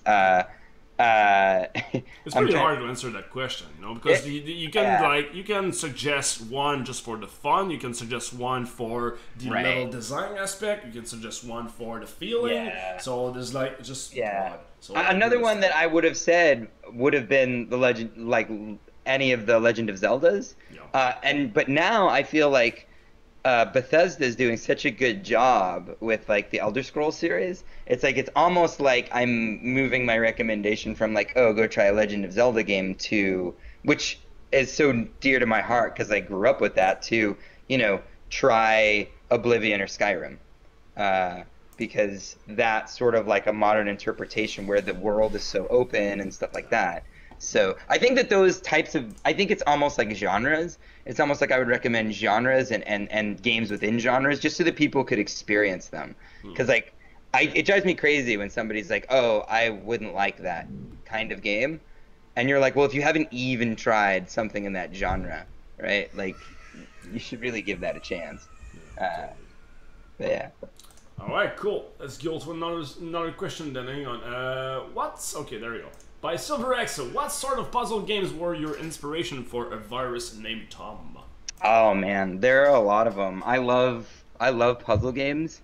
I mean, I think that at the time, puzzle games were sort of on tilt because like Braid and Limbo. I might have started it. I'm wondering if I started it before those. I probably started it before those games came out, but they were really kind of adding to this flavor, this overall flavor of like you can do something really cool and interesting in a puzzle game. And I have no problem with playing Tetris for forever, but they were kind of showing examples of, you know, extruding an idea and taking that idea and looking at it from every possible angle in this really clever way. And so like I fell in love with that, and I'd always loved puzzle games, and I also loved you know, action games. I loved arcadey games where I moved around, and I kind of, with A Virus Named Tom, I tried to combine those two things. So it really took like my love of games like that, and even things like Pac-Man to an extent, just because in Pac-Man you're just kind of sort of reacting and you're kind of dodging. And I always, in a lot of my games, I like this sort of indirect approach to everything. Like even in Duskers, like now you don't go open the door, guns blazing. You're trying to avoid that. And in A Virus Named Tom, you never have a weapon that you can attack the enemies with. You always have to either avoid them, or you can manipulate them to make them kill each other. And so things like that were always like huge inspirations for me. A weird analogy is ActRaiser, because which isn't a puzzle game at all. It's an old game for the Super Nintendo, but it took two Village One and everything. Yeah, it took like two genres and like melded them together in like such an interesting way. And I was like, I want to do that. So those were all like really big influences on me from that standpoint. And I always loved puzzle games, going back to things like, you know, the point and click adventure games like Quest for Glory, and then up through, you know, when you get to Seventh Guest and all those things, even though those puzzles were very discrete and not like, they were kind of like, you know, you walk from puzzle to puzzle. So like I definitely wanted to make something more integrated than that. But all that stuff, I have always loved puzzles, and I've always loved like sitting there and thinking about how to solve something. So well, it shows, because when we played your trailer just an hour ago, when we showed the trailer, I was like, well, the level design in this is really intense, you know. It was like a pretty static format. I mean, I got your ideas of like you have to connect two dots together and everything, and I was like, oh, okay, I get the game. And then you saw like the puzzle, and then another one, and then another one, and I was just like, whoa, these guys know how to construct a puzzle, because every time I was like, okay, he exploits some new dark place. That how can I make a new interesting level with the same rules and everything, you know? So I was saying like, I was saying good things about you. There you go. Because I said that myself, I suck at level design, you know. I like to make stuff explode. I like to make some feedbacks and polish and stuff like that. But on level design, I'm like, I'm gonna leave that task to somebody else because I'm not really good at it. So it's amazing to me how different like A Virus Named Tom and Duskers are from that standpoint. Like in A Virus Named Tom, I iterated, and you whittle down and you make these like tight puzzles, and you make these tight levels, and you know how everyone's going to progress through them. And you're like, oh, at this point they're going to I'm gonna lead them a little bit astray, but they're gonna know how to do this, and there's gonna be this epiphany moment that hopefully they have. And like people would message me with that like epiphany moment, and when they did, it like blew my mind. I remember I was at some event, and I felt like such a small, tiny little indie. And because I was at like, I was at like a Sony event or some big event, and I love Sony, but you can't help but just feel like, oh, I'm just the little guy in the room. Yeah. And I was checking my phone, and I got I was getting emails from Jerry Holkin over at like Penny Arcade, because he had discovered the game and was like loving it. And this is how cool that guy is, just because like he's just messaging me being like, this is awesome. And that just makes you as an indie, when anybody does, never mind, the guy that makes Penny Arcade. And I remember there was one specific level where I hoped to God that people had an epiphany, otherwise they were just going to rage quit, and it was really kind of, all I wanted was to have that moment, right? Because I had so many of those moments when I was playing like something like Braid, where all of a sudden I'd be like, and I'd have this moment, and then I'd be like, that's it, And he totally messaged me at that exact level, at exactly when that epiphany happened. Nice. And so Duskers is on like the complete opposite end, because it's procedurally generated. So like I'm trying to create rules that will make a cool level, but I have no idea what level you're going to get. And the progression, like it could be that when you go into the second system, you happen upon like a really difficult ship. And like, so it's kind of unbalanced because it's a roguelike, right? Yeah. And so I get super scared because I'm like, someone's going to play this game and they're going to rage quit. And then other people are going to play the game and it'll be too easy for them. And they'll be like, it's not challenging them, right? And so it's like, it's always really hard because there's such a varying level of abilities with players, to have one level of difficulty and have it work for everybody. And everybody's like, well, why don't you do multiple levels of difficulty? And it's because nobody changes the difficulty. Maybe some people do, but like 90% of people, they're just like, play a game. And then like later on, they may be like, okay, I need to adjust this level of difficulty, but by then they like the game or they don't. Extra Credits made a great video about that, actually, like about the choosing difficulty was good back then, but now the best way is to actually let the player choose his own difficulty, within the game. So like the player can try to do some really weird stuff to get to the goal, and another guy can be like take the easy path, should I say, So there's a great video. I'm gonna do a link. I'm gonna put a link on that video afterwards. Yeah. Okay, I'm gonna take like one last question because I've taken like already like an hour of your time, and so I'll make like one more question. And you told me that you have some keys to give away, right? Yeah, I do. Yeah. Okay. So from the virus named Tom, I guess. Sure. Is I don't know. I mean, is the I could actually. I'll give a key out to Duskers, even though it's not even out yet. Woo! VIP stuff, guys. Woohoo! Nice. Let's okay, do cool. That. Okay, cool. So the thing is, I have a giveaway tool. So after the interview, I will pop the giveaway tool. So just stick around in the chat, and I will assign a winner, and I will let you, Tim, contact that winner. All right? After the interview. Right. Awesome. So okay, one last question. This one, I like it. The pad user is asking, what was the biggest challenge in development of a virus named Tom? The biggest what? The biggest challenge in the development of a virus named Tom.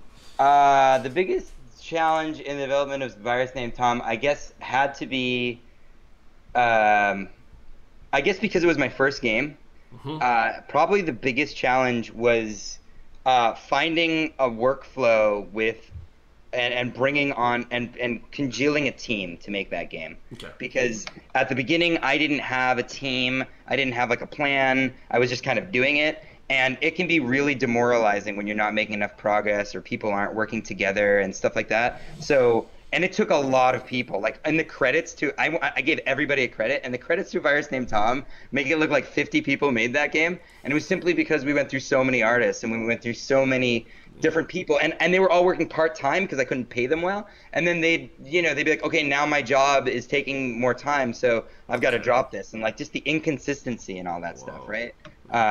So yeah. So making the team work together was like the biggest issue, the biggest challenge. It just took a long time, and it just took a lot of effort, and it took a lot of finding, and that's why I'm so happy on Duskers. Like we've got the old team, the whole team is back, everybody's just, and we just hit the ground running, and it's so much easier doing it that way. Yeah, I guess so. I mean, I never had that problem as an indie because I co-founded the studio with 2 other artists, you know, so we were complete. Right. We have like You're one coder, damn. I'm 2 super artists. jealous. There Super you go, jealous you know? of that because we So, did not have that. Yeah, and like to this day, I didn't realize that how lucky I was for that, you know, because some people come to me and say like, how do I find an artist? And I'm like, I don't know. I never had that problem, you know. So yeah, I can relate. I can think that I can imagine that just trying to build a team with like 50 part-time people will be super challenging.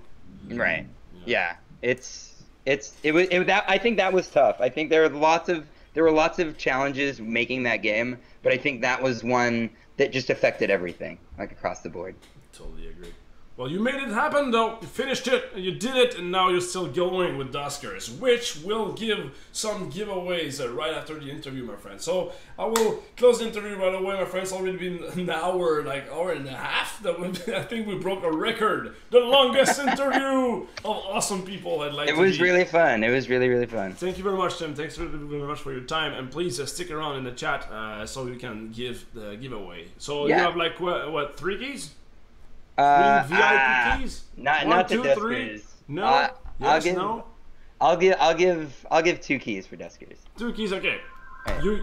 Okay, I'm gonna split that thing and you decide what's happening with those winners. Alright. So Okay. thank you very much, Tim. It was awesome. Thank you very much. Please Awesome, stick around if you want to stick around and spam the chat with your website, Twitter, Facebook, Okay. whatever. You're in the spotlight, my friend. You can spam the chat as much as you want. Thank you very much, Tim. It was awesome. Alright. Thanks so much. That was awesome.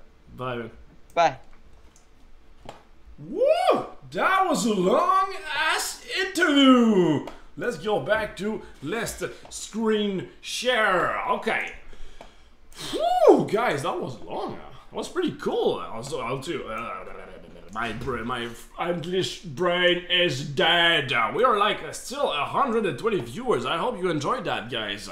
Let's start right away with the giveaway. Okay, so he said 2 keys of the Dusker. He can do like 1 key or 2 keys. I think that I cut in on the spot when I said like 3 keys of Dusker. I don't know. Oops, if I did that. Anyway, so what's gonna happen is I'm gonna say it's Miss Fitz Attic giveaway. Did I pronounce that right? I believe so. Hang on. Misfit Addicts. Yep. Misfits Attic giveaway. Let's start that stuff. Okay, so Tim, you're still here? Whoa, what the hell? Why did you... why did you do that, guys? Not cool. Not cool. Permit this user. Guys, don't ban him. Come on. Who did that? I'm gonna remove your... your mod. Not cool.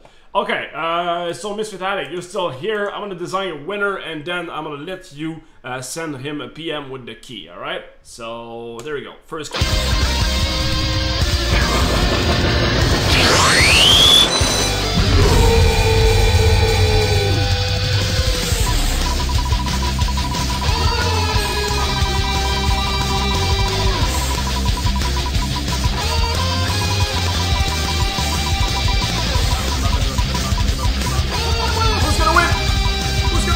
Key.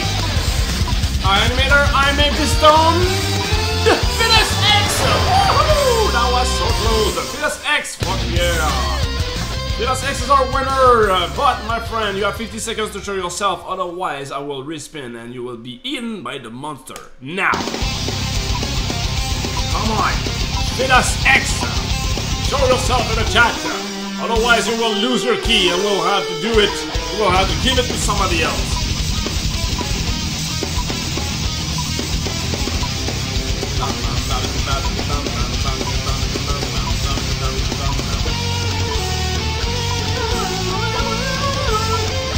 Okay, thanks, Frankie. That was the butt. Okay, so the butt just went crazy and and deleted the message. Okay, now it should be good though. 15 seconds.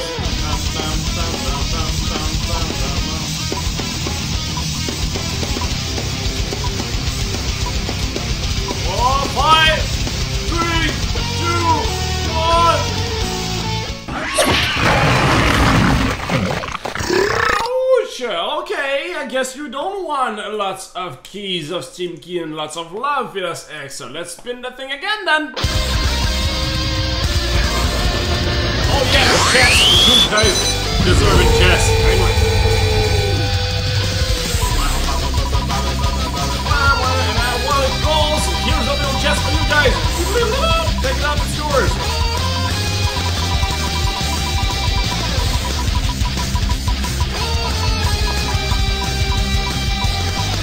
Maybe Stone Thumb Quick Guard Swansea! Swansea is our winner! Congratulations, my friend!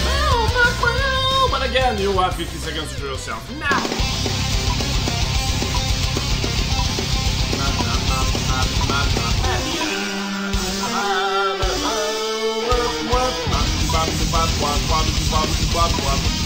Yes!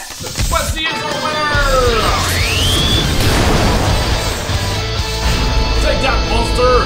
The winner is you, Swansea, congratulations! So, Misfit Haddock, Tim, please send a PM to Mr. Swansea over here and send him the key. I don't know which game you want to give, a virus named Tom or Duskers. It's up to you, my friend. I don't want to give the key to Swansea because it's your key and you deserve the love because you're one of the awesome people I'd like to be! There we go! Okay, so there we go. Thanks to Misfits Attic has won.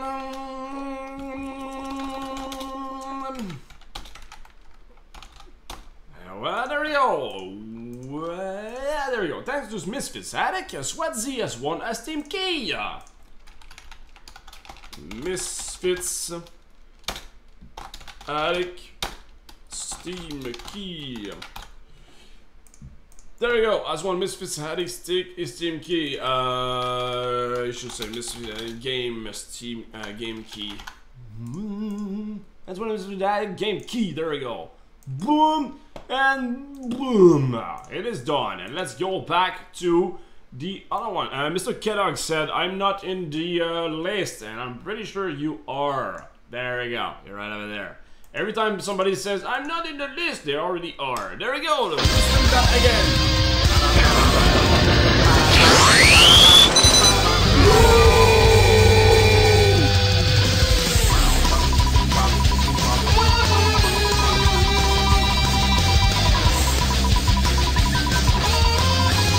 Woohoo! There we go.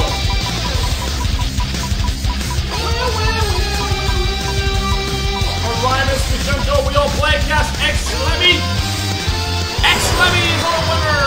Congratulations, my friend! But, once again, you have 50 seconds to show yourself in the chat, otherwise I will respin and you will lose the chance! Because you will be eaten by the monster! Because that's how it works!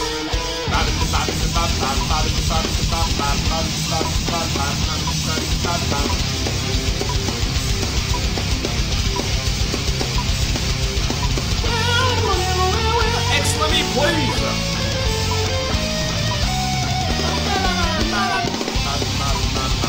X-Lemmy!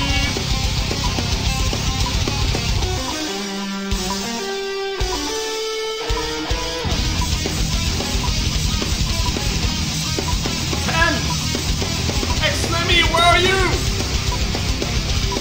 Where are you, my friend? 3, 2, 1! Oopsie! Alright, let's do it again then. Boom!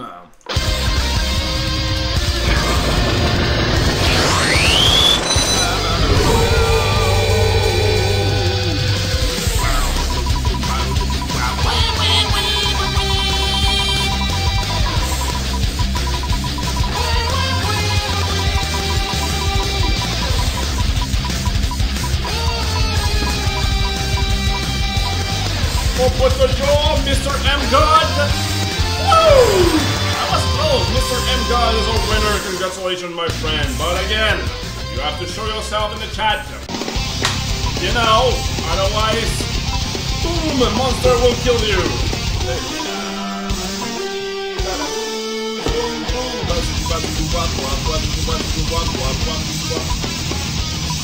Woo! Mr. M is here!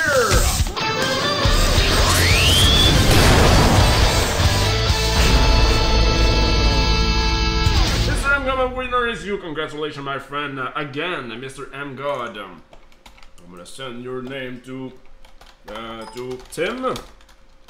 Winner number 2. There we go. And voila! I'm gonna let Tim contact you and send you the private message, which will contain your awesome key. And let's spin that thing again for the third one and the last one.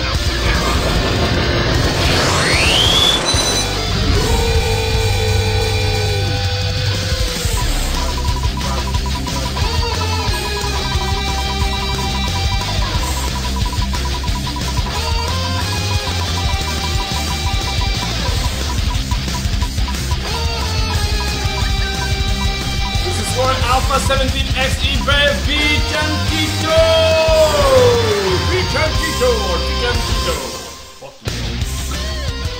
Again, 50 seconds to turn us up in the chat. You know how I roll. The monster will eat ya. The monster will eat ya. The monster? Nom nom nom nom.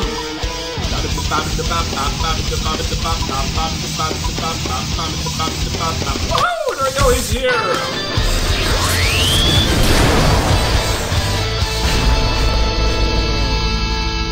Did I give another key that I wasn't supposed to? Was it only 2? You said 2 keys. I think you said 2 keys of Duskers and one from oops, one's from a virus named Tom. Oops. Oops. Oops.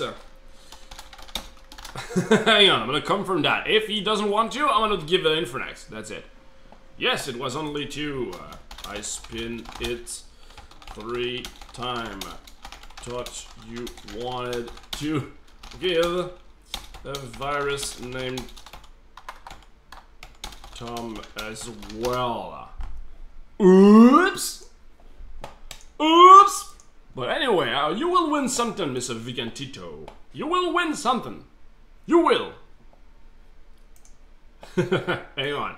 If it's not a Misfit Headache game, it will be one of mine.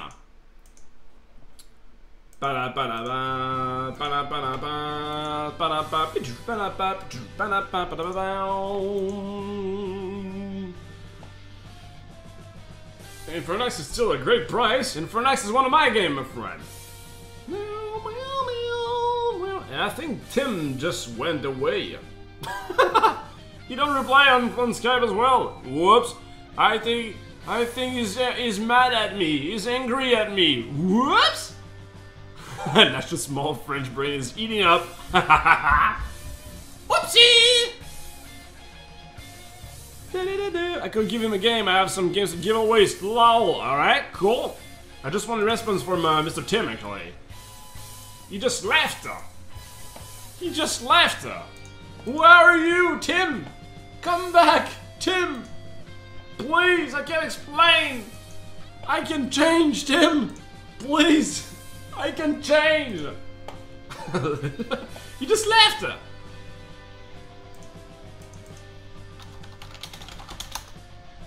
Too many baguette. Trade. Too many baguette.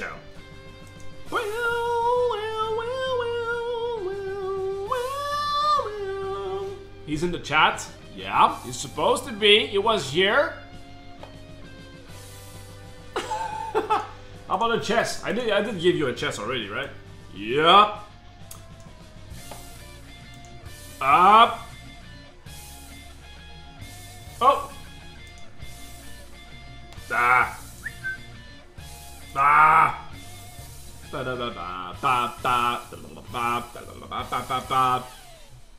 You went away. You went away with the keys. Whoops, this one. No, I lost a friend. Fuck. I lost, well, I won an Infernex key the other day, but I didn't receive anything. I haven't been sent out yet. Yes, it is into Latch and Friends RPG, right over there. So I send them over there. So if you go download this, Latch and Friends, on latchandfriends.com, you'll be able to get access to your key. Like this. You will receive a little message saying you got a Steam key, and you'll see like a Steam key over there. She'll be over there, and it never gets. Okay, thanks. Sure. Okay, so apparently, oh. Ah, okay, cool. Woo! He said he's gonna send a virus named Tom as well. Woo! Okay. Whew, it was hot in here. Woo! Hang on.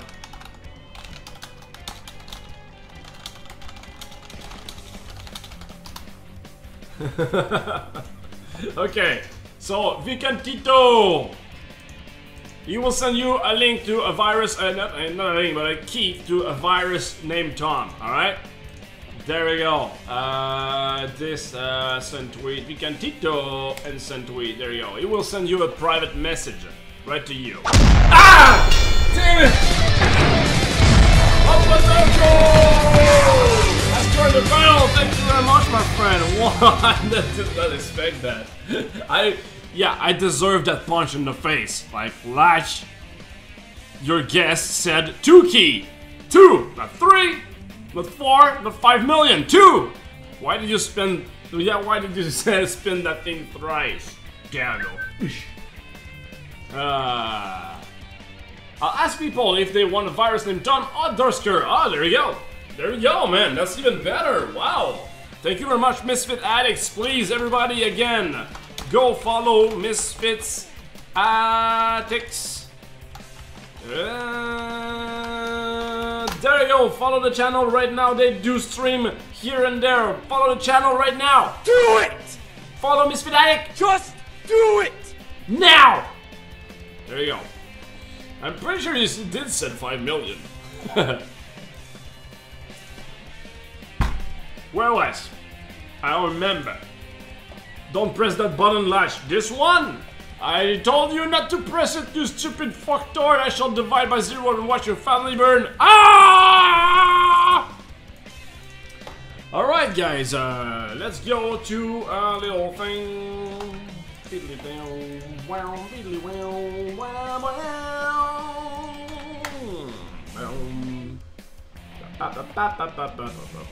Okay, so I want to do this now. In the battle, will there be an item to lower a house to destroy 10 to advance? I don't know. That's an idea. I will think about that, my friend. This lower.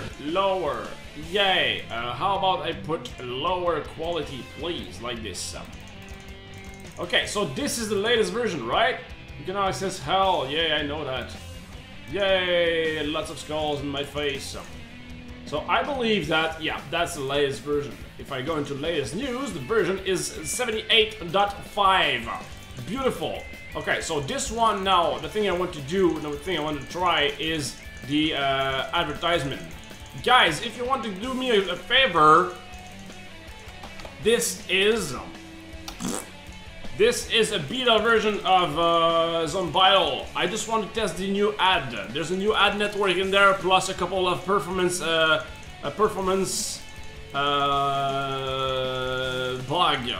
that I've fixed. So it should be. I'm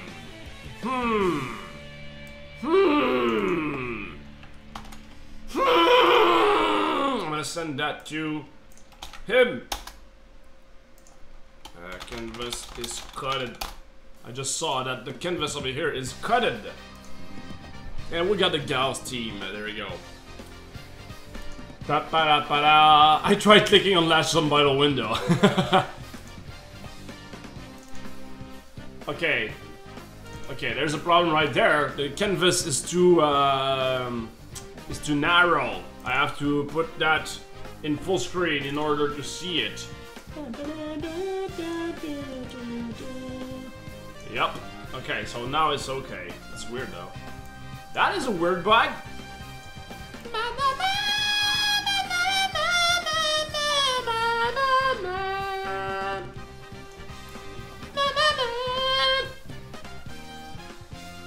The button that downloads Zombital for your website is on the beta version. Good job, Lesh. What? The button that downloads Zombital for your website is on the beta version. Where? Where? Where? What you talking about? What button? There ain't no button. So I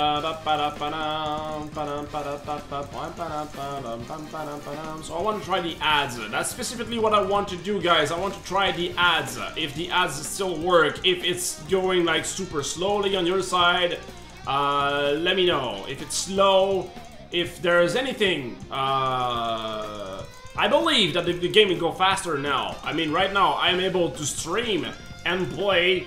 And it's looking great, you know? It's at 40 FPS, 40, 45, etc. So that's pretty cool.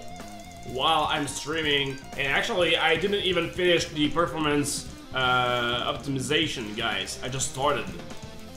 Area completed! Hey, take that, you finishes. I want to kill all those people. Kill those people! Whoa, this one will be fast. Bam, bam, bam, bam, bam. Lash, answer me on Skype. What? There you go.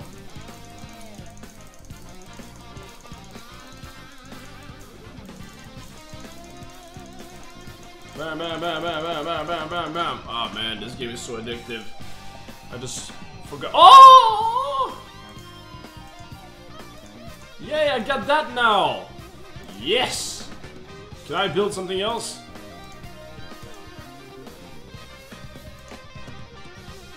I cannot. Can I play like this?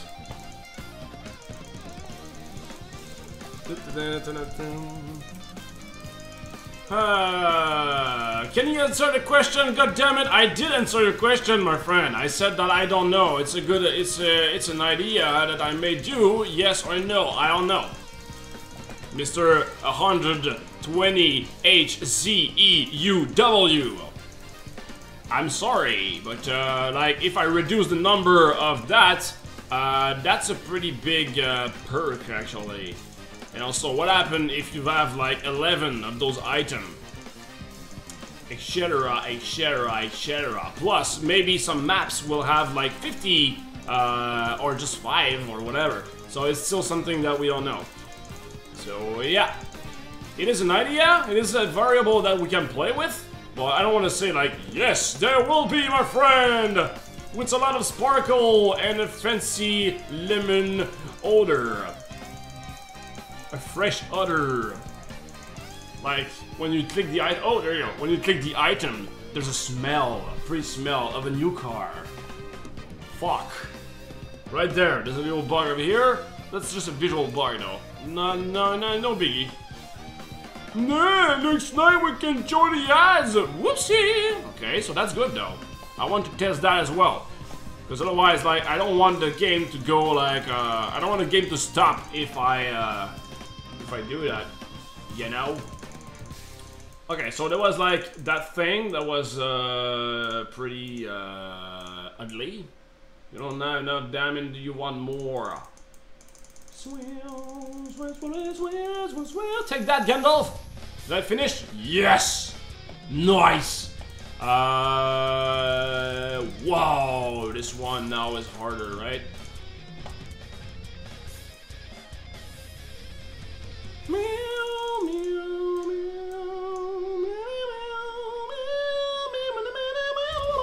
Yeah, everything is at 100 now. Whoops! I fixed that! I had fixed that! Damn it! Okay, so I got 2 bugs. One is everything is at 5, is at 50, and that's a bug. Second,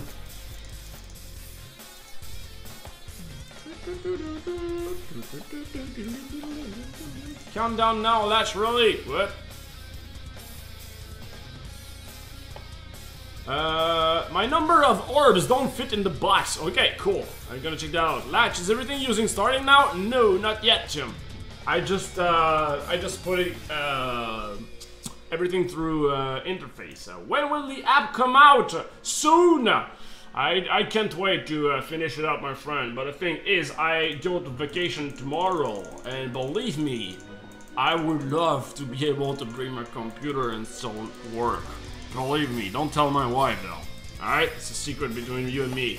But I can't. If I do that, I think my wife will leave me.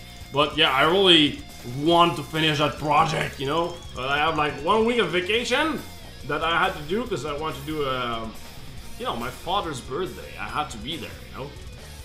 And what else? Like 2 weeks after that, or even 1 week after that, I have PAX Prime to go. So I'm gonna go there with Just Shapes and Beats, you know?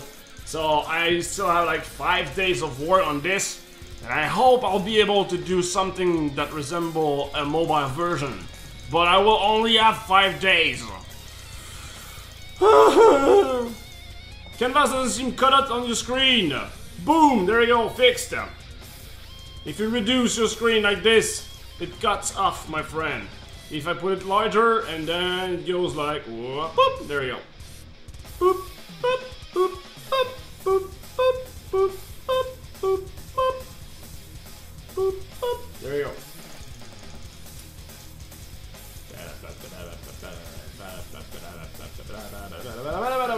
Don't run this page, please.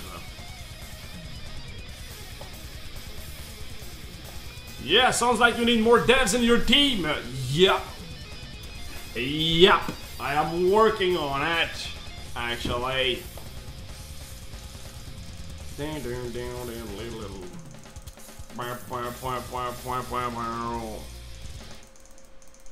And that is if I'm done with remodeling the UI. Yep, exactly. So probably not. Voila. Voila. Making a mobile game is quite hard, guys. Because you don't have like all those fancy technology that you have on PC. You have like minimum amount of memory, minimum amount of rendering power, etc., etc.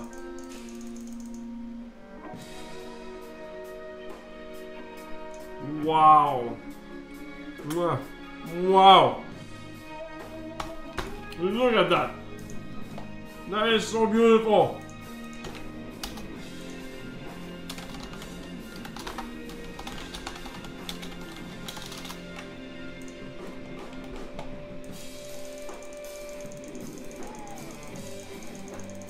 Dash, where do I sell a CB? For now, I don't have the funds to hire somebody else, my friend. Hi, my gaming. Thank you very much. I'm very flattered, but I don't have the funds to pay you, so I don't want to make free work, and also I still don't have the time to teach you everything about the game, you know. So I will handle it.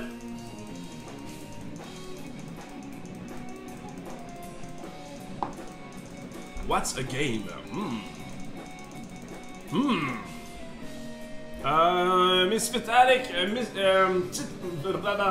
Vicantito was our winner.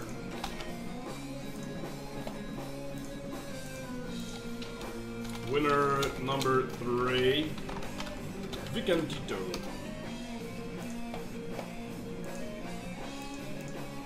Should I play the beta instead of the live version? Well, right now I am actually I need your help to know if the ads will show us correctly, if there's a problem, if like the games run super slower on the beta version than on the live version. So I'm just like beta testing it right now. So far I saw 2 bugs. The first one's being this one, with the price are all the same. That's bug number 1. Here you said, what the fuck? Okay, this will have to be like after my vacation because I won't have the time. This and what else? Another one. Damn it! I should have noted. Why didn't I note it? Oh, there you go. Scroll. Yay! Scroll. Shut up! Shut up! Shut up! Shut up! Shut up! Shut up! Shut up! Shut up! Shut up! Shut up! Shut up! This one, like the canvas one, is on my side. Obtain. Oh yeah, this was the one. So why the hell is it fixed? It's fixed now! Yay! Obtain 1 chest. Yes, fuck yeah, I won that. Yay! An ad that I will not stream because I may get in trouble if I do that.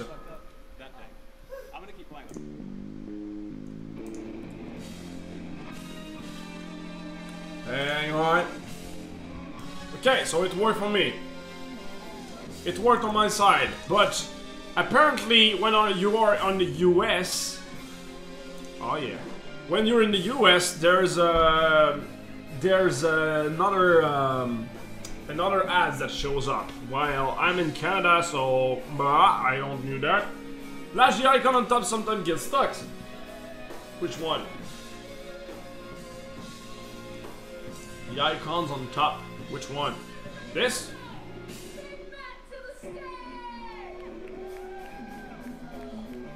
This one? The live version is supposed to be there all the time. This one is supposed to be there until, like, even if you click on it, it's supposed to be still there. Many people say that Flash is dead. Is it so? No. I still use Flash and I just don't care about those people. I mean, I don't know why, but a lot of people really want to see Flash dying or something. I don't get it. I don't know why those paper sells and everybody's like, yeah, Flash, like we just said with Tim actually, like using Flash game as an insult. Like, oh, this is a Flash game. What? What? I don't care. Is it a cool game? I don't know, I don't get it.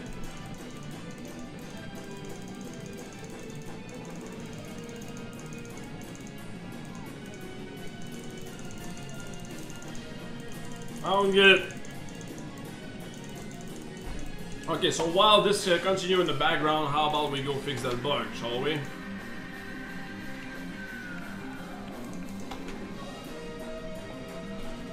Flash is not dead, I revived it on Firefox, there you go.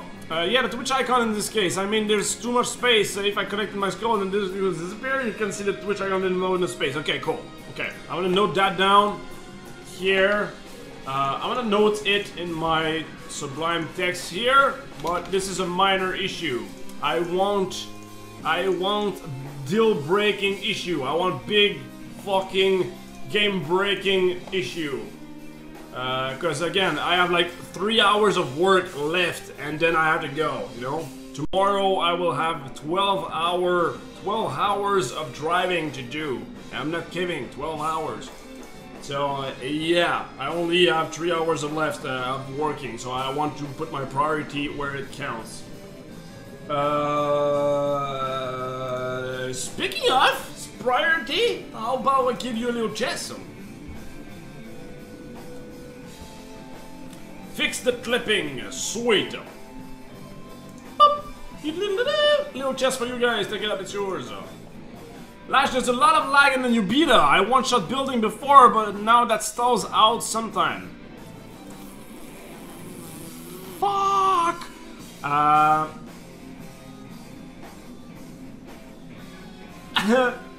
Please, are you the only one? Please, other people, can you give me more feedback? Do you have your ad up? Like, do you have like, okay, on the live version, do you have your advertisement up? Like, if you have ad blocker on zombidle.com, but not on beta, can you try that up, like, on both to see, like, having ads? Okay, my question is, does ad lag? I have...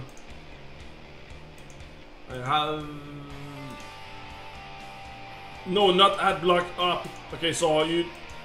Is it the same on the two websites? Is it the same on both websites? I need to drop stream. Is there any change to Skype? Yeah, sure, Mike. Sure, we'll do that on Skype. Swadsy, your key will be in will be in your private message.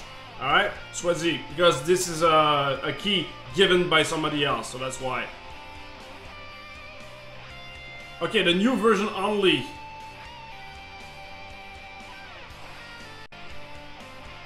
Okay, because I want to know if it's the ad or the Swift, you know.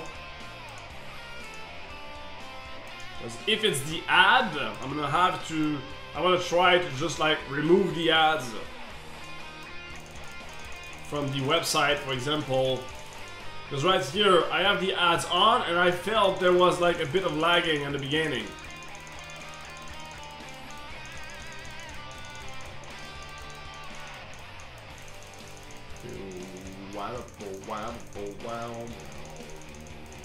I need idle mode to kick in. Okay, so we have like a bunch of potions then, I guess.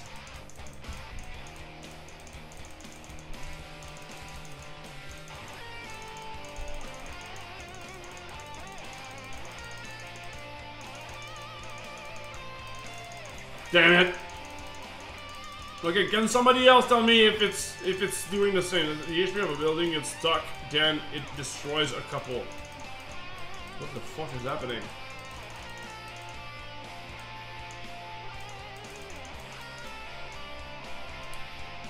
Okay, so whoa, shit! I stopped the music. Damn it!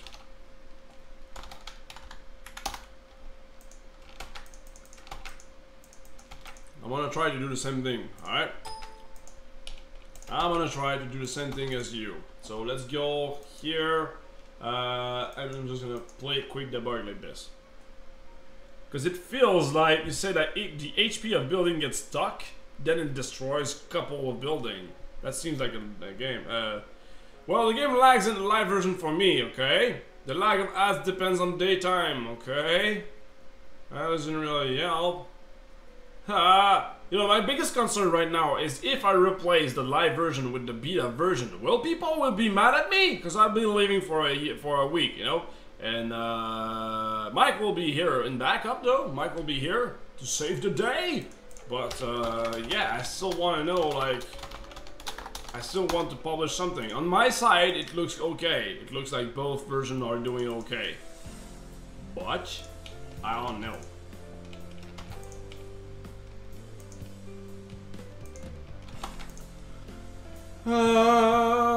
Yeah, and I'll always love you. The game is smoother in beta, but still slow. Okay, so it runs better on your side. Okay, cool. I want to put everything in starting, okay? And I assume that in starting will be better, because right now, the like 80% of the CPU is being taken by the renderer. So the visuals are the problem, not the code, and I have proof of that. So I will change that up for something even better, but I did change a couple of things like here and there, you know? I just didn't have time to finish that up and actually put starting in there. Ba ba da ba bow.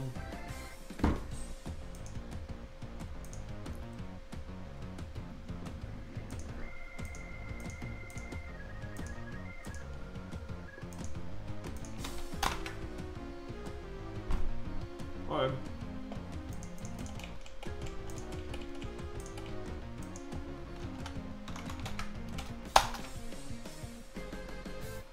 How long has this been game in development? The art has been started. The art has started in January, and I started code to that. I think it was in April. It took me about a month and a half to do it, and now I am like a little bit in Infernax, a little bit in that one, etc., etc.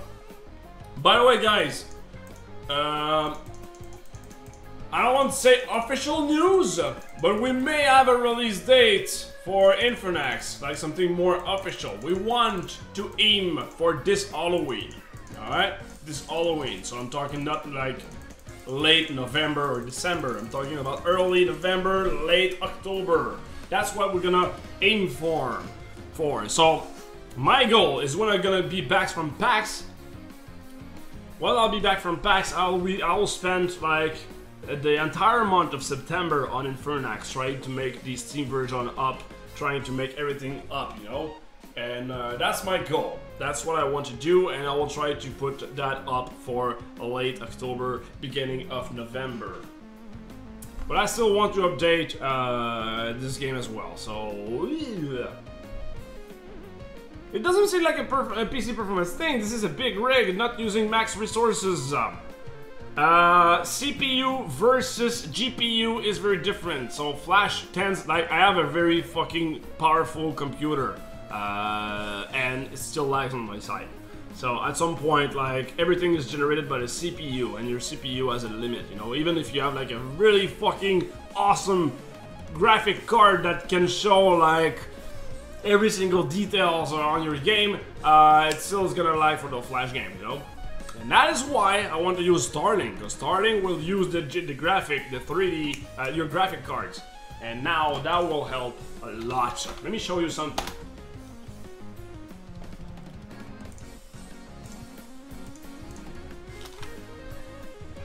Halloween will fit the game's theme, yeah, right? Oh yeah, Halloween release! I'll start my All-Sailor costume right now, Lash. Haha, nice! Gonna try and punch up to the big guys, Lash. Punch up to the big guys. Yeah, well actually, that's kind of our plan. Like, I think that releasing the game on Halloween could give us a better spot. Like on Steam, for example. If we get like a front page on Steam because it's a Halloween game, that would be fucking awesome for us. Stay tuned on that. That's what we're gonna aim for. Yeah, no. Okay, that's what I wanted to show you guys. Look at that. Look at that. Let's pause a little bit. Look at those stats. This is the stats for Zombido, alright? So, right here, the blue part are the action script. And the green part is the display object rendering. So you can see that rendering the game takes 20 times more time than the action script. You can see it right here, you know? So displaying the damn thing is taking a lot of time. So that's why I want to change to Starling. Because you really see it, right? Everything is green. So yeah.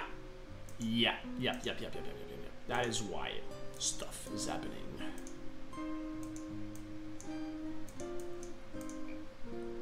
Okay, so that's 20 milliseconds. Yeah, that's literally 20 seconds more. All the action script of the game, the entire action script of the game takes only 1 millisecond. Sweet. But display object rendering, bam. Except that part. What the hell happened there? Bunch of spikes here and there. No biggie. But yeah, you can see that this is the biggest problem. So that's why I want to use Starling for the game.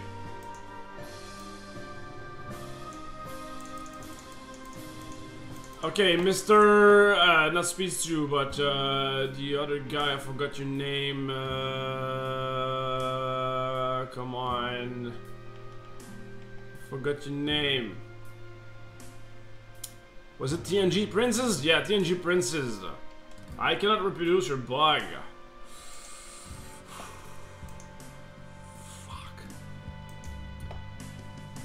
I see a not banner, but it's not a video. Are you the pad user? Are you? It won't. I'm not sure if it's in a video. Are you US? The pad user. Are you in US? Now it started to lag a little in beta too. Okay. How much will Inverness cost? Most likely 15 bucks, my friend. Lash, maybe it lags for me as I got all units unlocked. That won't help. Yes, and that's an issue I will fix. But again, Lash, no Europe. Okay, cool. So you probably have the same as that I got with the white canvas. Yeah, if you get all units unlocked, yes, it's gonna lag more because there's a much more stuff to shows on the screen. Again, this will be fixed when I'll be changing everything to Starling, which is a really fucking painful task to do, by the way. But I'm on it, and it's going very good so far, actually.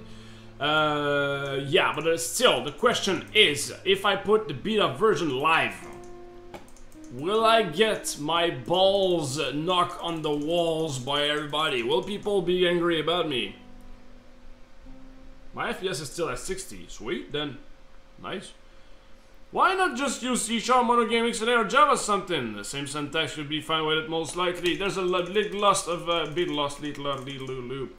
A big list of reasons of why I use Flash, my friend. The code isn't the problem. The problem is I love to prototype super fast, and the rest of my team is in Flash, and etc, etc, etc. I said that so many times already, so I'm just gonna link you to equipment and software below. You can click on it, and there's a big ass list of reasons why I still use Flash, my friend.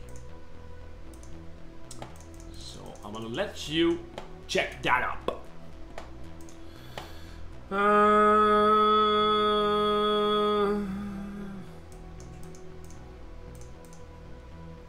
don't know, like you shouldn't put everything on Fridays or probably you shouldn't before vacation because I want to be running about in your brain. Yeah, but I'm a workaholic, so yeah, I will figure that out. And also, I will switch it out back to the live version if there's a problem, you know. We still have, we can still revert to the original version if something explodes. But I need some data because the new ads, I want to watch like how it is, how money does it give us, does it worth it, etc, etc, you know. So having it synced with my vacation will be nice because I will have some nice data to work with when I go back, you know. And also the game is still in beta. The game is still in beta. So yeah, it caught on fire actually because a lot of people are playing it. There's like 30,000 people playing the game already. And I'm like, ah, shit, no, why? But yeah, my point is I need those data to make some decision afterwards. I wasn't dissing. No need to lose your shit over it. No, I didn't do that, my friend. Sorry, I didn't want to do that. I was just trying to understand why you would want to put lag with Flash instead of switching language. Lol, I don't mind. Yeah, no problem, my friend. Sorry, I didn't want to insult you or whatever. I just like, I answered a question about like 6 times a day about that, you know? So yeah, that's kind of why I sent a big list of like the reason, because I'm just like, well, it's annoying for everybody else, you know? I over-explain that every single time. So yeah, that's why I just like, go over there. But we cool, my friend, alright? I never said I was losing my shit or whatever. Never intended to say that. So it looks fine to me on my side. Does anybody else says it's flag or not? Okay, I got a great plan B, so now I say do it! Woohoo! No! Woohoo! Okay, so that works. If I click on this, that goes like this, and then bleh, bleh, bleh, bleh, bleh. Fuck you, Flash.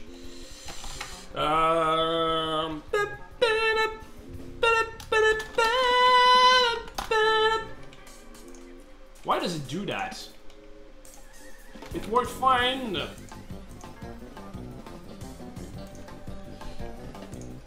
That was on view tooltips. View skill tooltips. Which one is it? View active skills? No. UI monster, I guess. Tooltip, monster skill tooltip. There you go.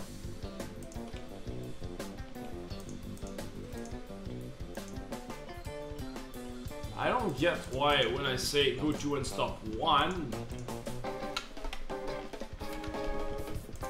like this, and then ask for that.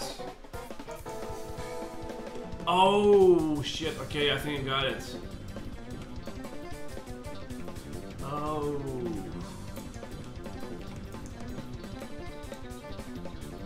Okay, gotcha. Animation view.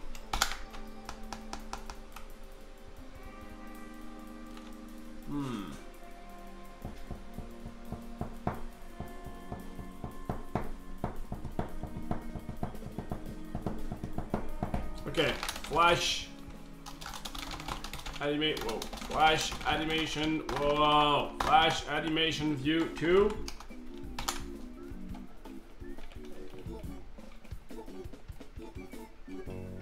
Whoop whoop whoop whoop whoop whoop. Get child by name. This one.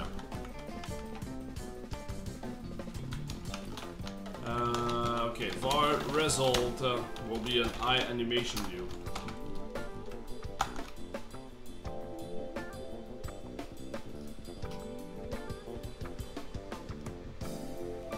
Alright.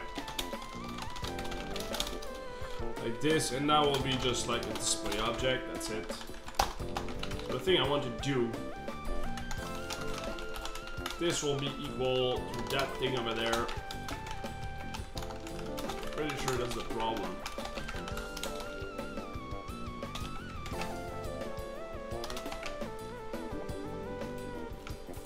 I'm gonna say like, yeah, okay.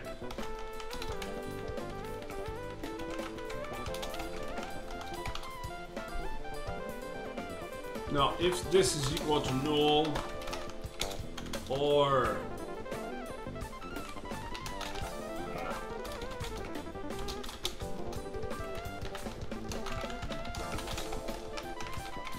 you want to do that, this goes over there, result atom is equal to result atom, and that's actually a flash animation view, so I can do this like this. Boop.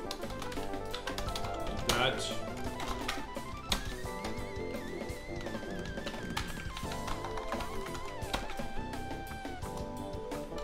Raw. Oh yeah.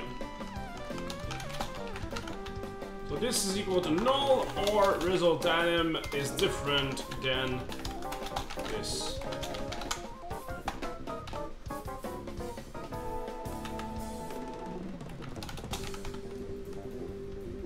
I hate that so much. Okay, if different than null, so I'm gonna put that here instead. We'll go there. Boop. And that will be result over there as that thing. Yeah, that makes sense. If this is different, now I'm just gonna say like child's name. No, I don't want to get the child's name before that. Okay, so here. Display object is equal to this.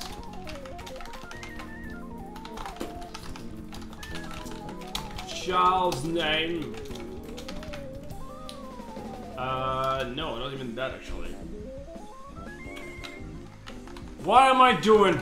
This is different than this.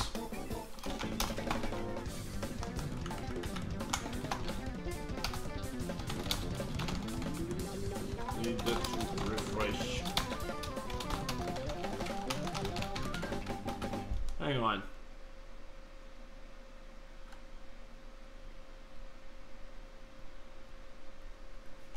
What the fuck am I doing? Seriously.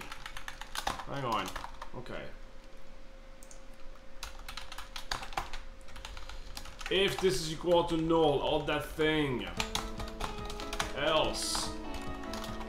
Please, the result.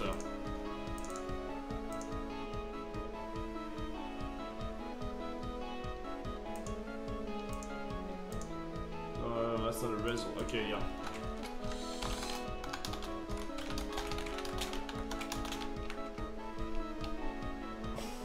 Okay. Yeah, I can just simply do that instead. Yeah. Okay, so the thing I want to do is if this... Actually, I can just say this instead.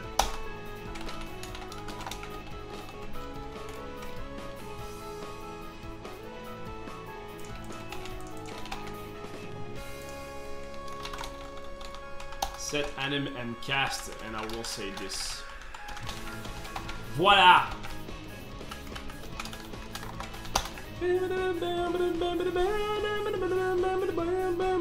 Why don't you wrap your code for us? Go to one stop. I'm going to buy Infernus. Woo! Yoo-hoo! Error HCA, thanks. Lash, it's time for a new chest. You are right on the spot now, my friend. Can you have function within function in ActionScript like JavaScript? Yep. Yep. You can. Yep, you can, my friend. It's time for a new chest. Yes, I did learn that. There you go. Not learn, but I did see that. Boom, boom, boom, boom, boom, boom, boom. Shut up, shut up, shut up. Now here. Will it works? Yes, it did work now. Woohoo! I am super happy. Nice. Okay, so like this, blah blah blah, and if I click on this were what? Yo! I fixed the bug. Yeah. Yeah.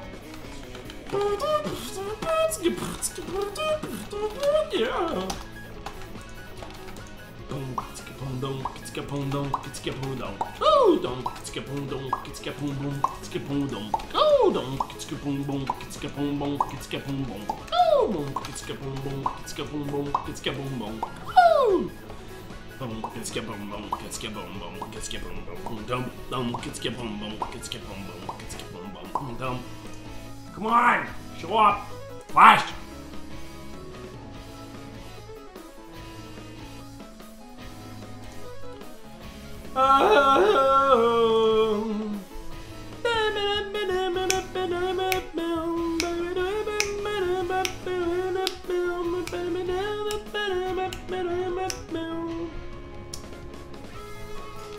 Like this, I only want to see what is love. Baby, I want you, I need you, come on.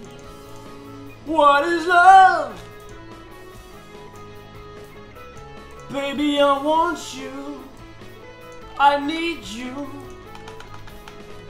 no more. That's 22, alright, like this. Boom, kitska boom boom, kitska boom boom, kitska boom boom. Woo! Boom, kitska boom boom, kitska boom boom, kitska boom boom. Woo! Boom, kitska boom boom, kitska boom boom, kitska boom boom. Woo! Kitska boom boom, kitska boom boom, kitska boom boom. Woo!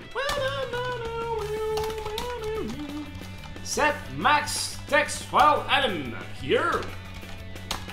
White orb text will be 32, and same thing goes over dark orb.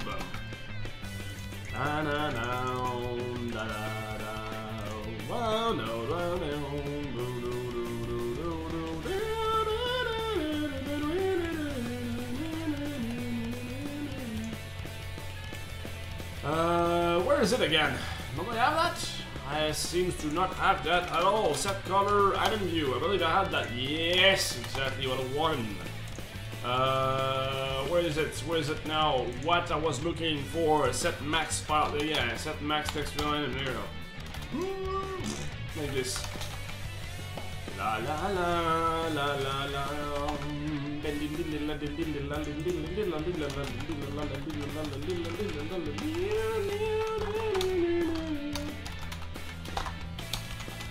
That's the beginning of extra credits.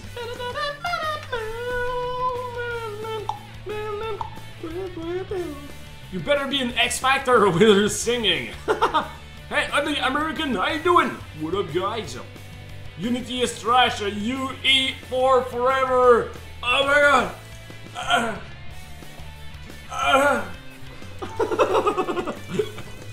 I know you were joking, though, Mr. M. Weston. I see that kappa face. I know, man.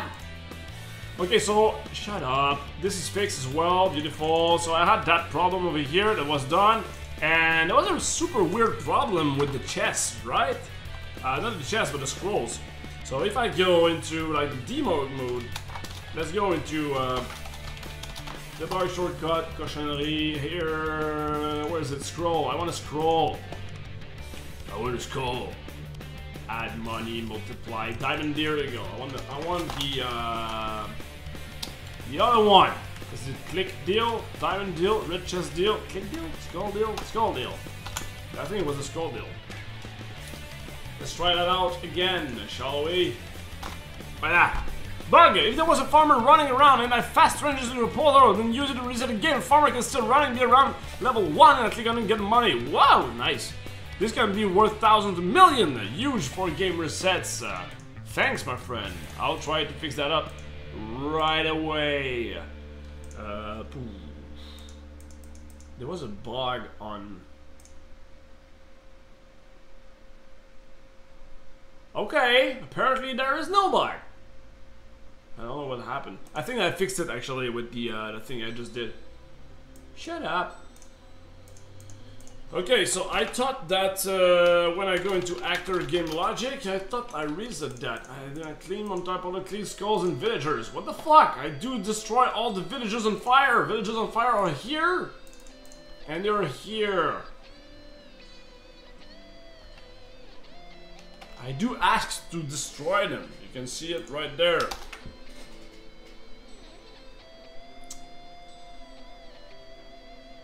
What the fuck? Do I even call that? Do I even lift, bro? Shut up. There you go.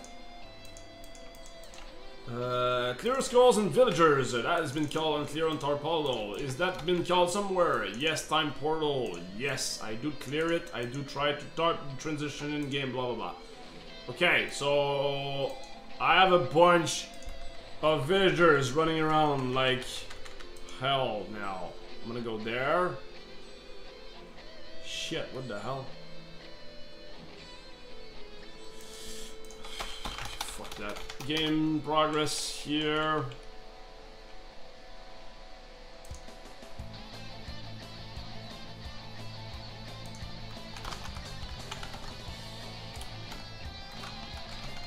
How about that? Lash, why don't you freestyle freestyle rap for us? I prefer beatbox.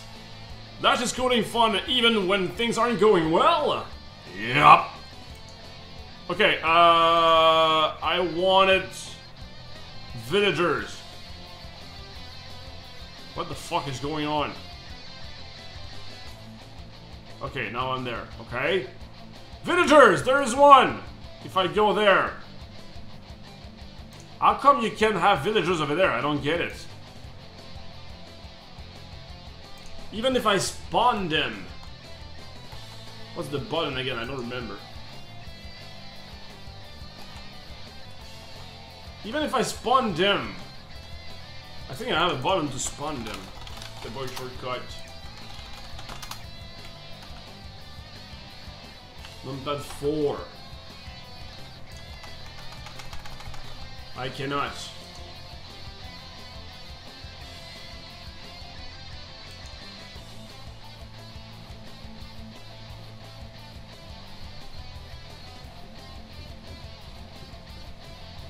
That's a bug right there, though.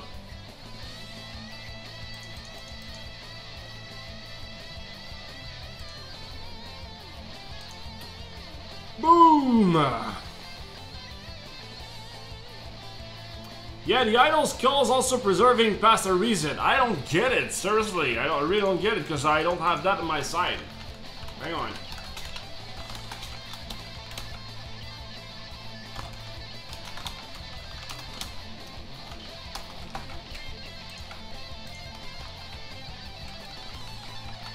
Usually I could do that like right into my flash animation view too. Scale X.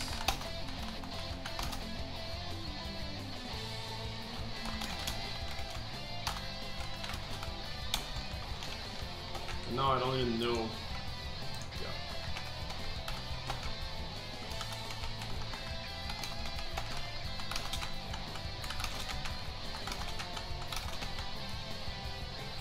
That takes a lot of juice though. I'm gonna just stick to this. I don't want the game to break, so yeah, fuck it. Anyway. Yep. Fuck it.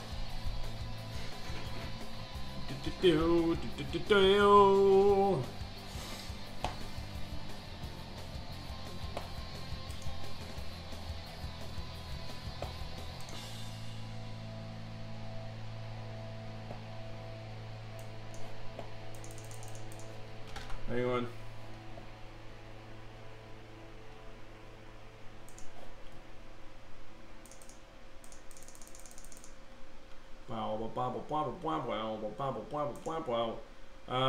Okay, so if I go there, the skulls are there.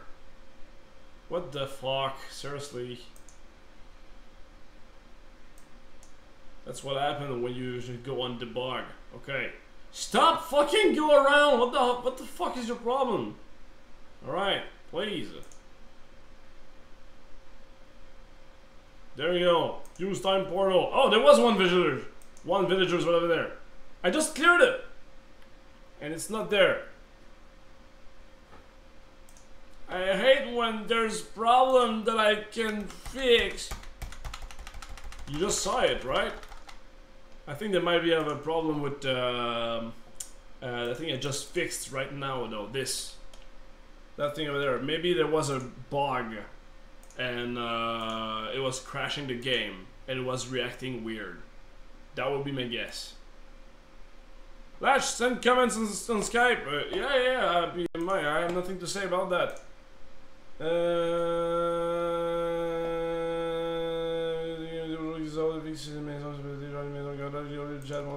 know if it shows any ads and yeah. All good. Send comments on Skype. Strangely, I know maybe I've seen that the villagers spawned when I was invulnerable when I did the portaling. Hang on. It may have been that the villagers just spawned and was still invulnerable when I did the portaling.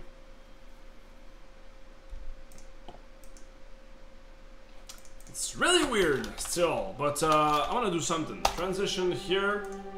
Transition to store, transition to e-game, destroy all in-game screen. And also create previous game on being progress, okay? And what if I do like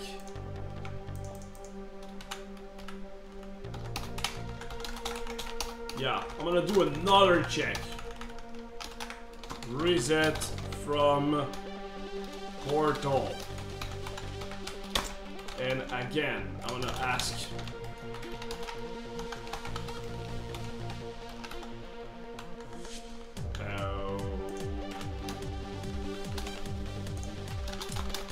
if I don't have a scene, do nothing, please.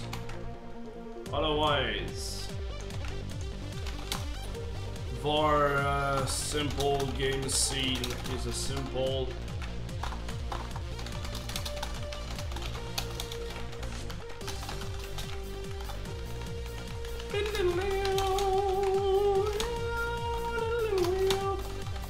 and here in the active game logic there was like clear on time portal. Okay, so I'm gonna call that again in case that something spawned at the very same moment that you're like boarding and everything. So I should be okay.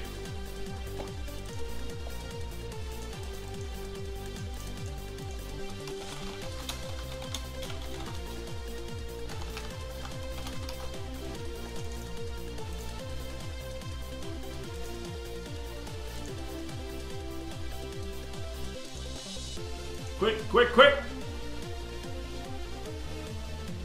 Whoa. Okay, I don't know what happened. I think that my debug screen is acting up. You know, area complete, and then it does this. It just goes to areas and areas and areas when I click somewhere else. There you go. Look at that. Okay, if I go to portal now, and if I use the time portal, I go yes. What was that? There was 2-6. And now I'm back to level 1, okay? What was that 2-6 thing? That was weird.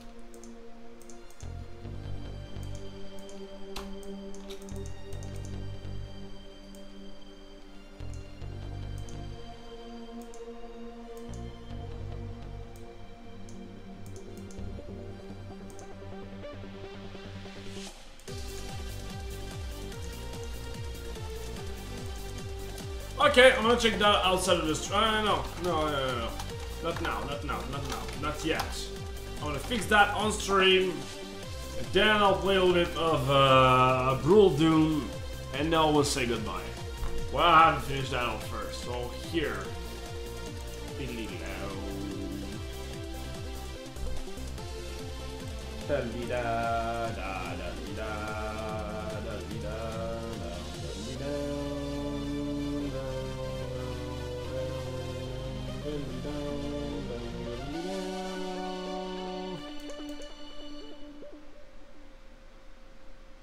think that I need to do that after this. Yeah, pretty sure that's the problem.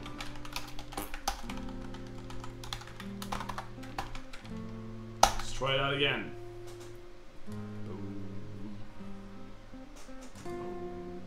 I have to do the go to and stop first and then try to get those places. Learn Lua instead. I know Lua actually, by the way. Lua, I made Frantic Frigate 2 in Lua at one point.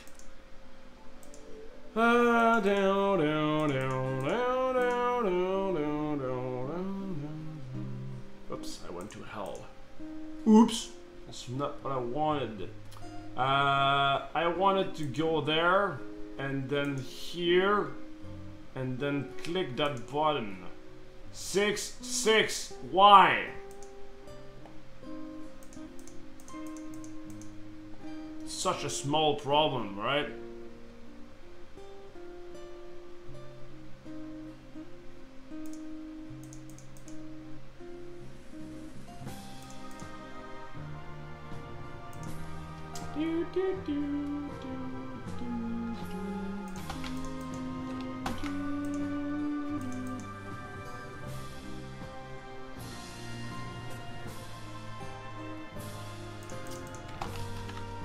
Okay. Switch frame.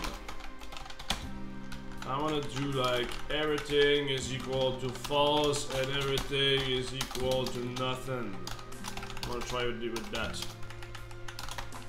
I'm gonna try with this version just to see. Like this, big value, big value. Whoops. Like this, and then case frame, case 1, break. Case 1 is a bonus.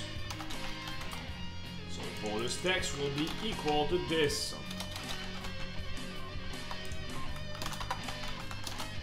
And then the big value will go there.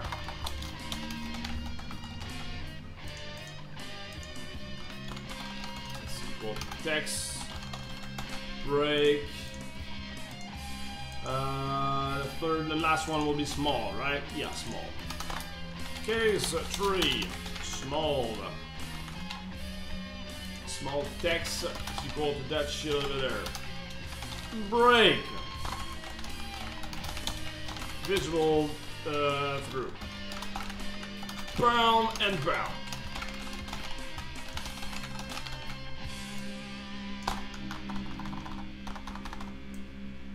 How about that?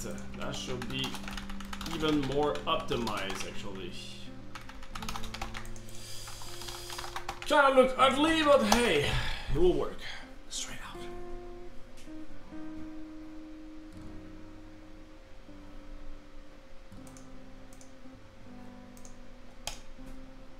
Will that fucking minor problem be fixed?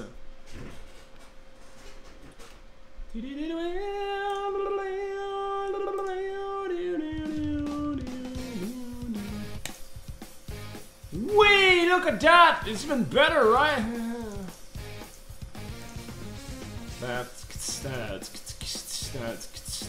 Oh yeah, come on, Latch.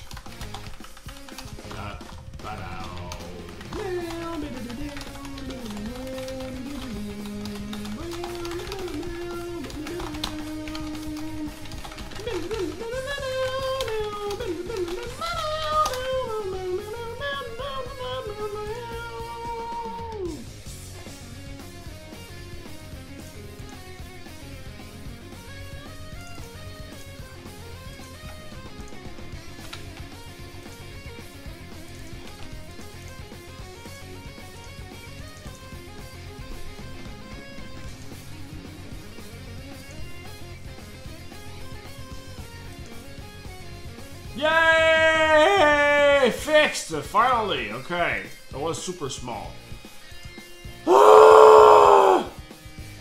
Damn it!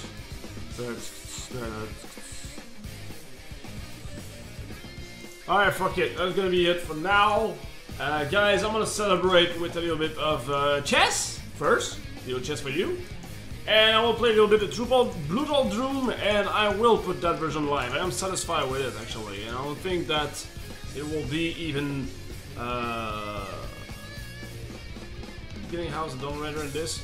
Yeah, bug fix, there you go. So yeah, I'll put that live, and in any case, I can revert to plan B, which is breaking that down and revert to the original.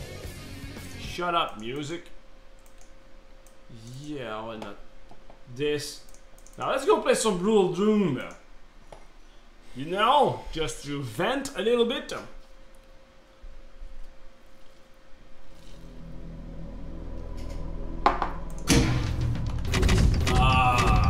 Let me know if the sound of the music is loud. It's too loud. Phew! I thought I forgot to save.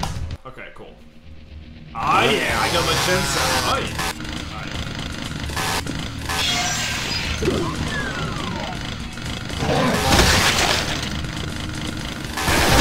Shut up!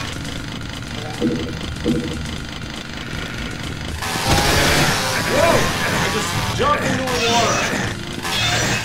Bravo, Dutch! Bravo!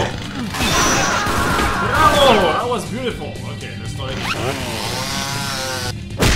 Yeah, fuck the chance, I'm gonna do yes.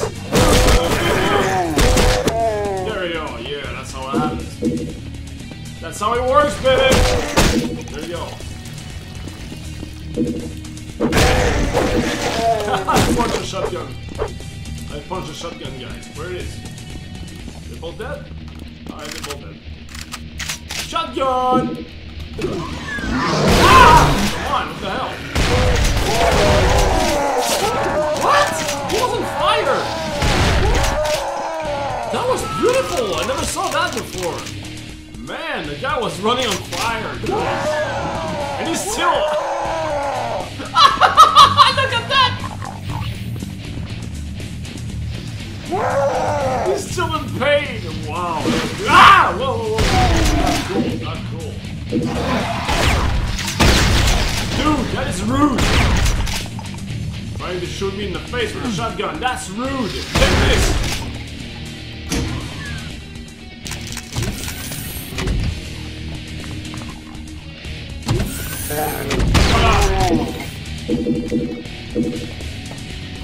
Alright. Okay, so that button has been pressed, so let's go over there now. Alright. Oh, look at you, young lady! I want to go there!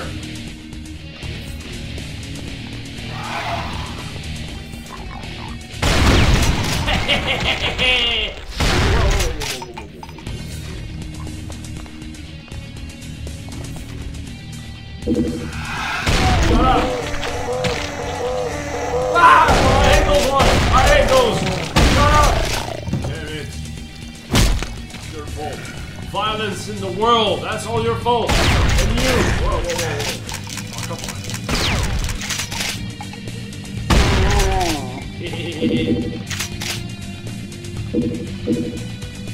Yeah, I got a card, I got a yellow card. Woohoo! Okay. Where should I go? Where should I go? He was on fire! That was beautiful! Yeah, Blue HQ. It's a bit loud latch. Okay, let me drop it down a little bit. Sorry.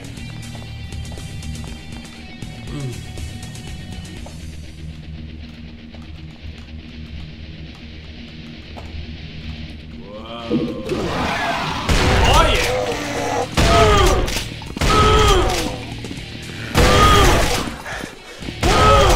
Oh yeah, there you go. Clear the room now with only my shotgun. Shotgun is the best. Whoop, maybe not good. How about we go with the dual rifle?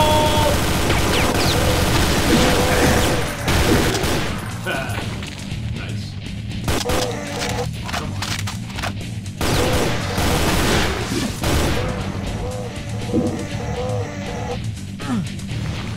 Man, I did that. Oh.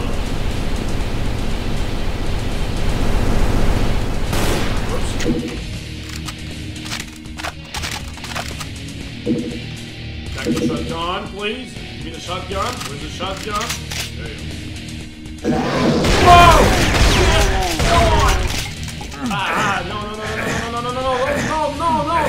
with that. No, come on. Damn it. Alright, let's go with Black Reverse. Okay, cool. Alright.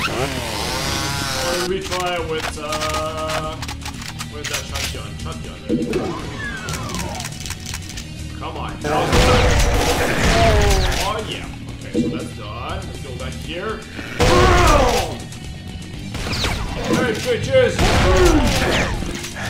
It's dangerous to go alone! Take this! That's the best one-liner ever. It's dangerous to go alone! Take this! Yeah! I'm sorry, did your head explode? Oh, sorry. Oh, I killed them both! Same bullets. Sweet. They're all dead. They're all so dead. They are dead. All dead. Also dead.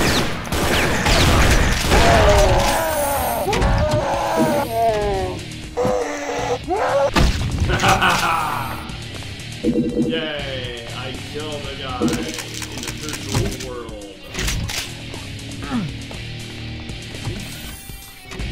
Can I take the no, okay, I can only do that when I'm on fire or something.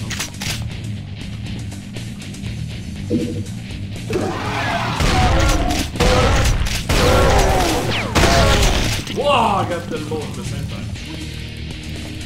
Alright. Okay, no, not the chainsaw.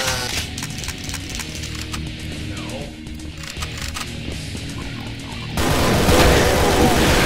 Yes! That's exactly what I wanted to do.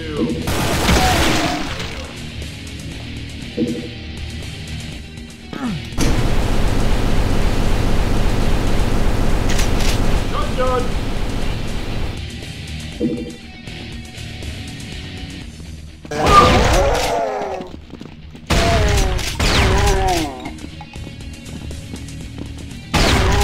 Cuckoo! Alright, cool.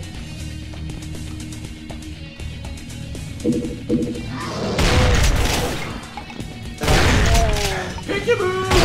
Oh, yeah! Woo, Mookie! Oh shit. No, no, I don't like that. I don't like that at all. What's happening? What's happening? Fuck you, where are you? I hate those sounds. Somebody help me! I know you're there. Come on, it's not time to come on. Oh yeah. 3. Let's go back to 3. You are a beautiful shotgun, shall we? There you go.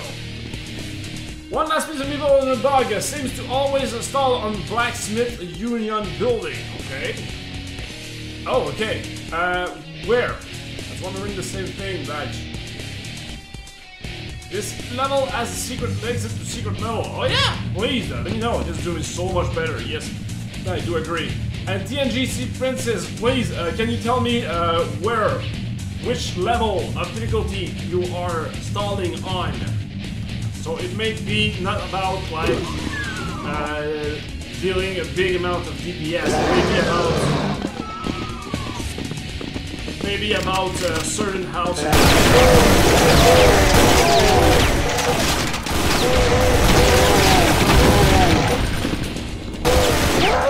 Oh yeah. Oh yeah. Where are the secret level, guys, by the way? Actually, I want to go there as well.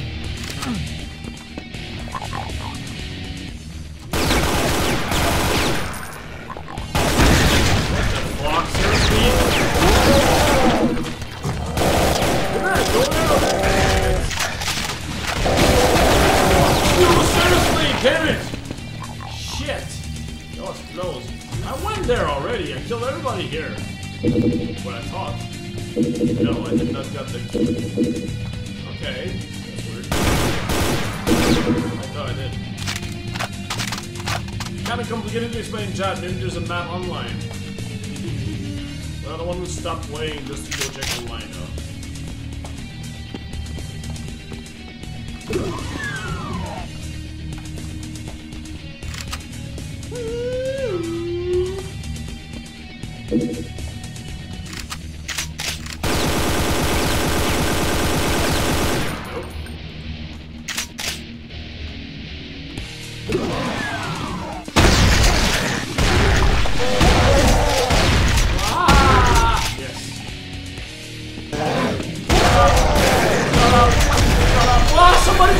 the face! Ooh! Cards to slime! Woo! Thank you very much, Cards! Thanks a lot, man! Okay, now, I didn't jump because I lowered the overall sound of my computer. So I'm gonna put it back up, like this. Hang on, I'm gonna put it back up.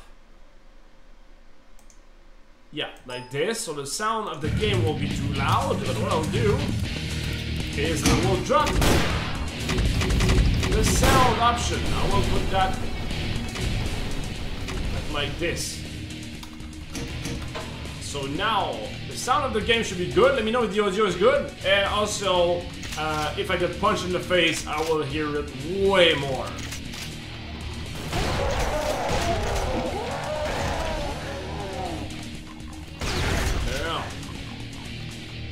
Shut up, goddammit! Oh.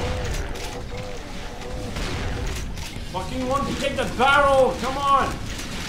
Do a barrel! Oh shit, that was looking awesome. There we go. Do a barrel! I went to the exit already. Why? I can't do it again though. Yeah, don't do it again. But thank you very much for subscribing though. Corpsa, welcome back, man. How you been doing? Okay.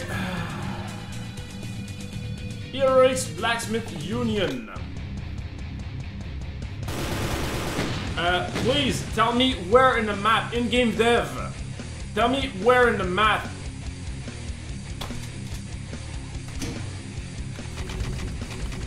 Hang on, I'm gonna start this. Yeah, in-game dev and TGNC Princess. Tell me where in the map it is, or which difficulty level. Because if you tell me if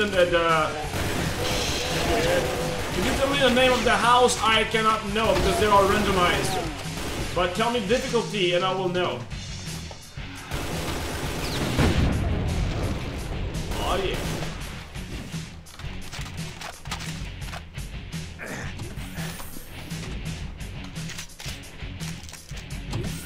Pretty much all of them. Okay. So I never got the bug on my side. So you can be like on level 1 or whatever, it doesn't matter. That's what you say? Oh yeah.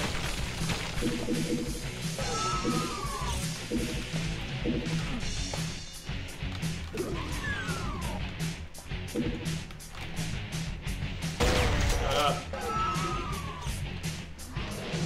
Shut up. Whoa!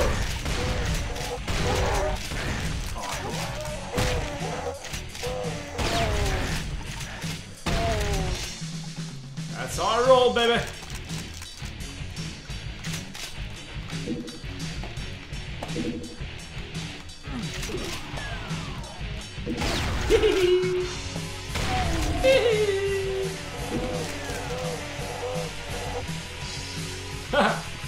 Look at my footstep, man. I can see my footstep.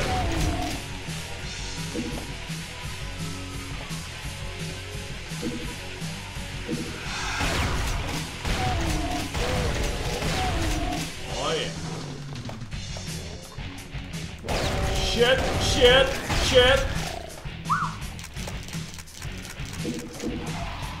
Shut up. Shut up. I fucking hate you. Shut up. I'm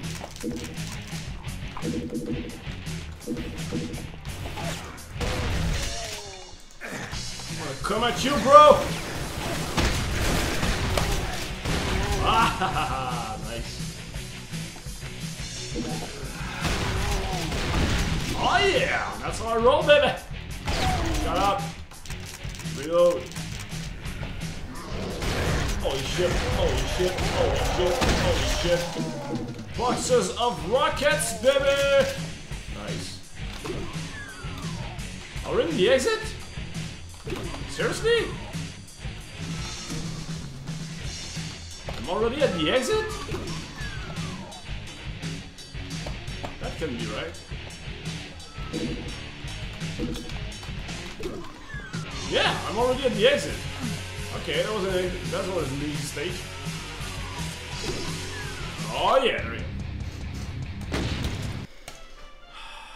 Okay, yeah, that one gave us a hard time with Mark. But I'm gonna leave, guys. I'm gonna have to leave. I have to prepare my stuff for vacation and etc. I have to prepare the...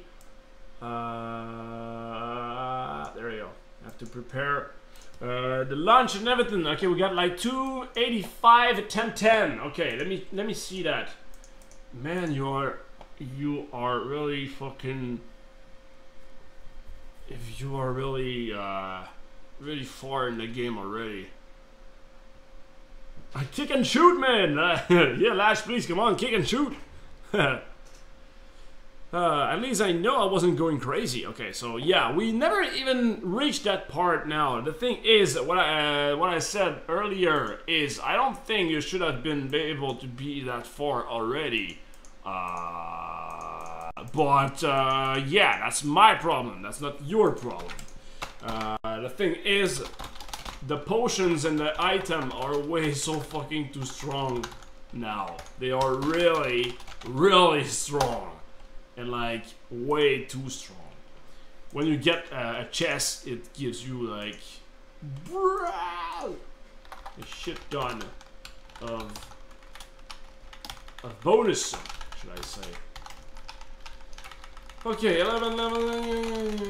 All that code, go! I already completed in Sniff. I already completed Sniff. Need more content? Yeah, I know. That's why we have to update it over and over again, right? And that's part of the plan. Yeah, we want to give like more content to it, but still have people be able to play every single time, you know? For example, I've been playing Clash of Clans for, I think, 2 years now. I play every single day, and they add content only every month or so. But still, it's super fun to play every single day, you know? So that's something I would love to have. Not have an update every month, but, you know, something like that. Like an update every 2 weeks or something like that. That will add another layer to the games. But I don't want, like, to add 2 weeks of gameplay every 2 weeks, you know? I don't know if that makes sense. I want to be able to make some updates that the game will stay alive for months, even though so that will allow us to make updates with like small minor issue or performance boost or something like that, you know, without having to add content every single time. My point being, you are very far in the game, my friend. Hang on.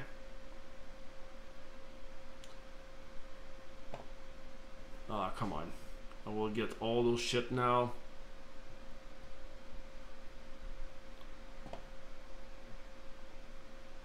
I have over 1,000 orb. Shit, guys. Damn. That is a lot of orbs. Okay, so you said like it was see above a bug 250. A bug 250. This one.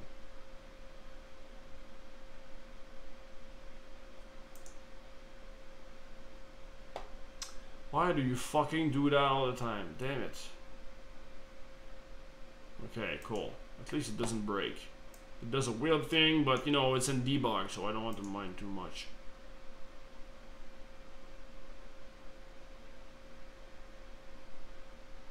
Will you stop fucking warping everywhere? Damn it. Again, I think it's a bug only on my side, so I don't want to check that out.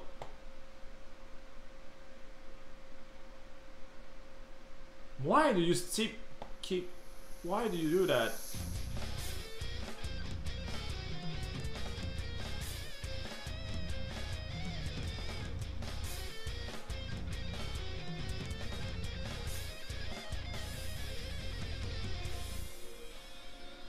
I think I'm too far now.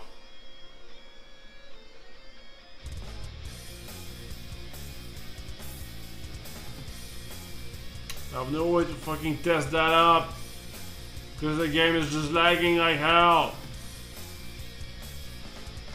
How about this?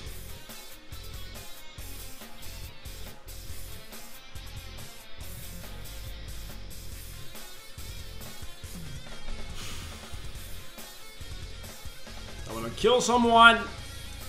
Stop that! Okay, I'm gonna fix that like outside the stream because I'm gonna punch my computer in the face right now. Okay, I'm gonna pop the outro. Let me see for a little chest just before that.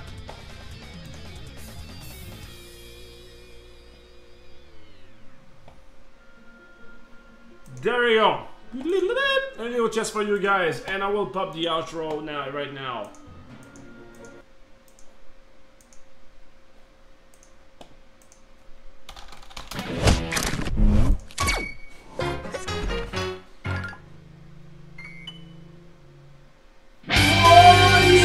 Thank you very much for watching today's episode of 9amPST. Guys, we had an awesome interview with this man. That was great. You're the best.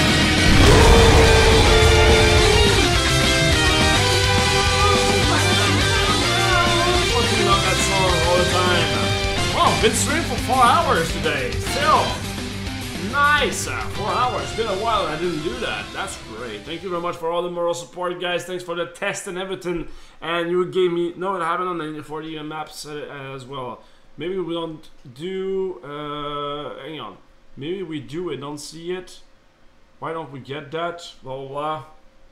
Anyway, I think where the skull animation was just tell out. I think where you got... I'm gonna check that out. Anyway, thank you very much, guys, for watching. As usual, I stream every single day. Although tomorrow I will be on vacation for a whole week. So I will be back probably on next Thursday. So in a week, so please stay notified by following the channel. Do it! Do it! Follow the channel right now! Just do it! If you want to stay notified, and also you can rewatch everything on YouTube. We do have some special days over there. You can click on the schedule to see like the details of all that. Otherwise, you can also go onto Twitter on Lash and Friends if you want to stay updated on when I'll be back from vacation. So guys, thank you very much for passing by. Who are we gonna punch in the face now? Let me see that. Who are we gonna raid? Ghostbusters!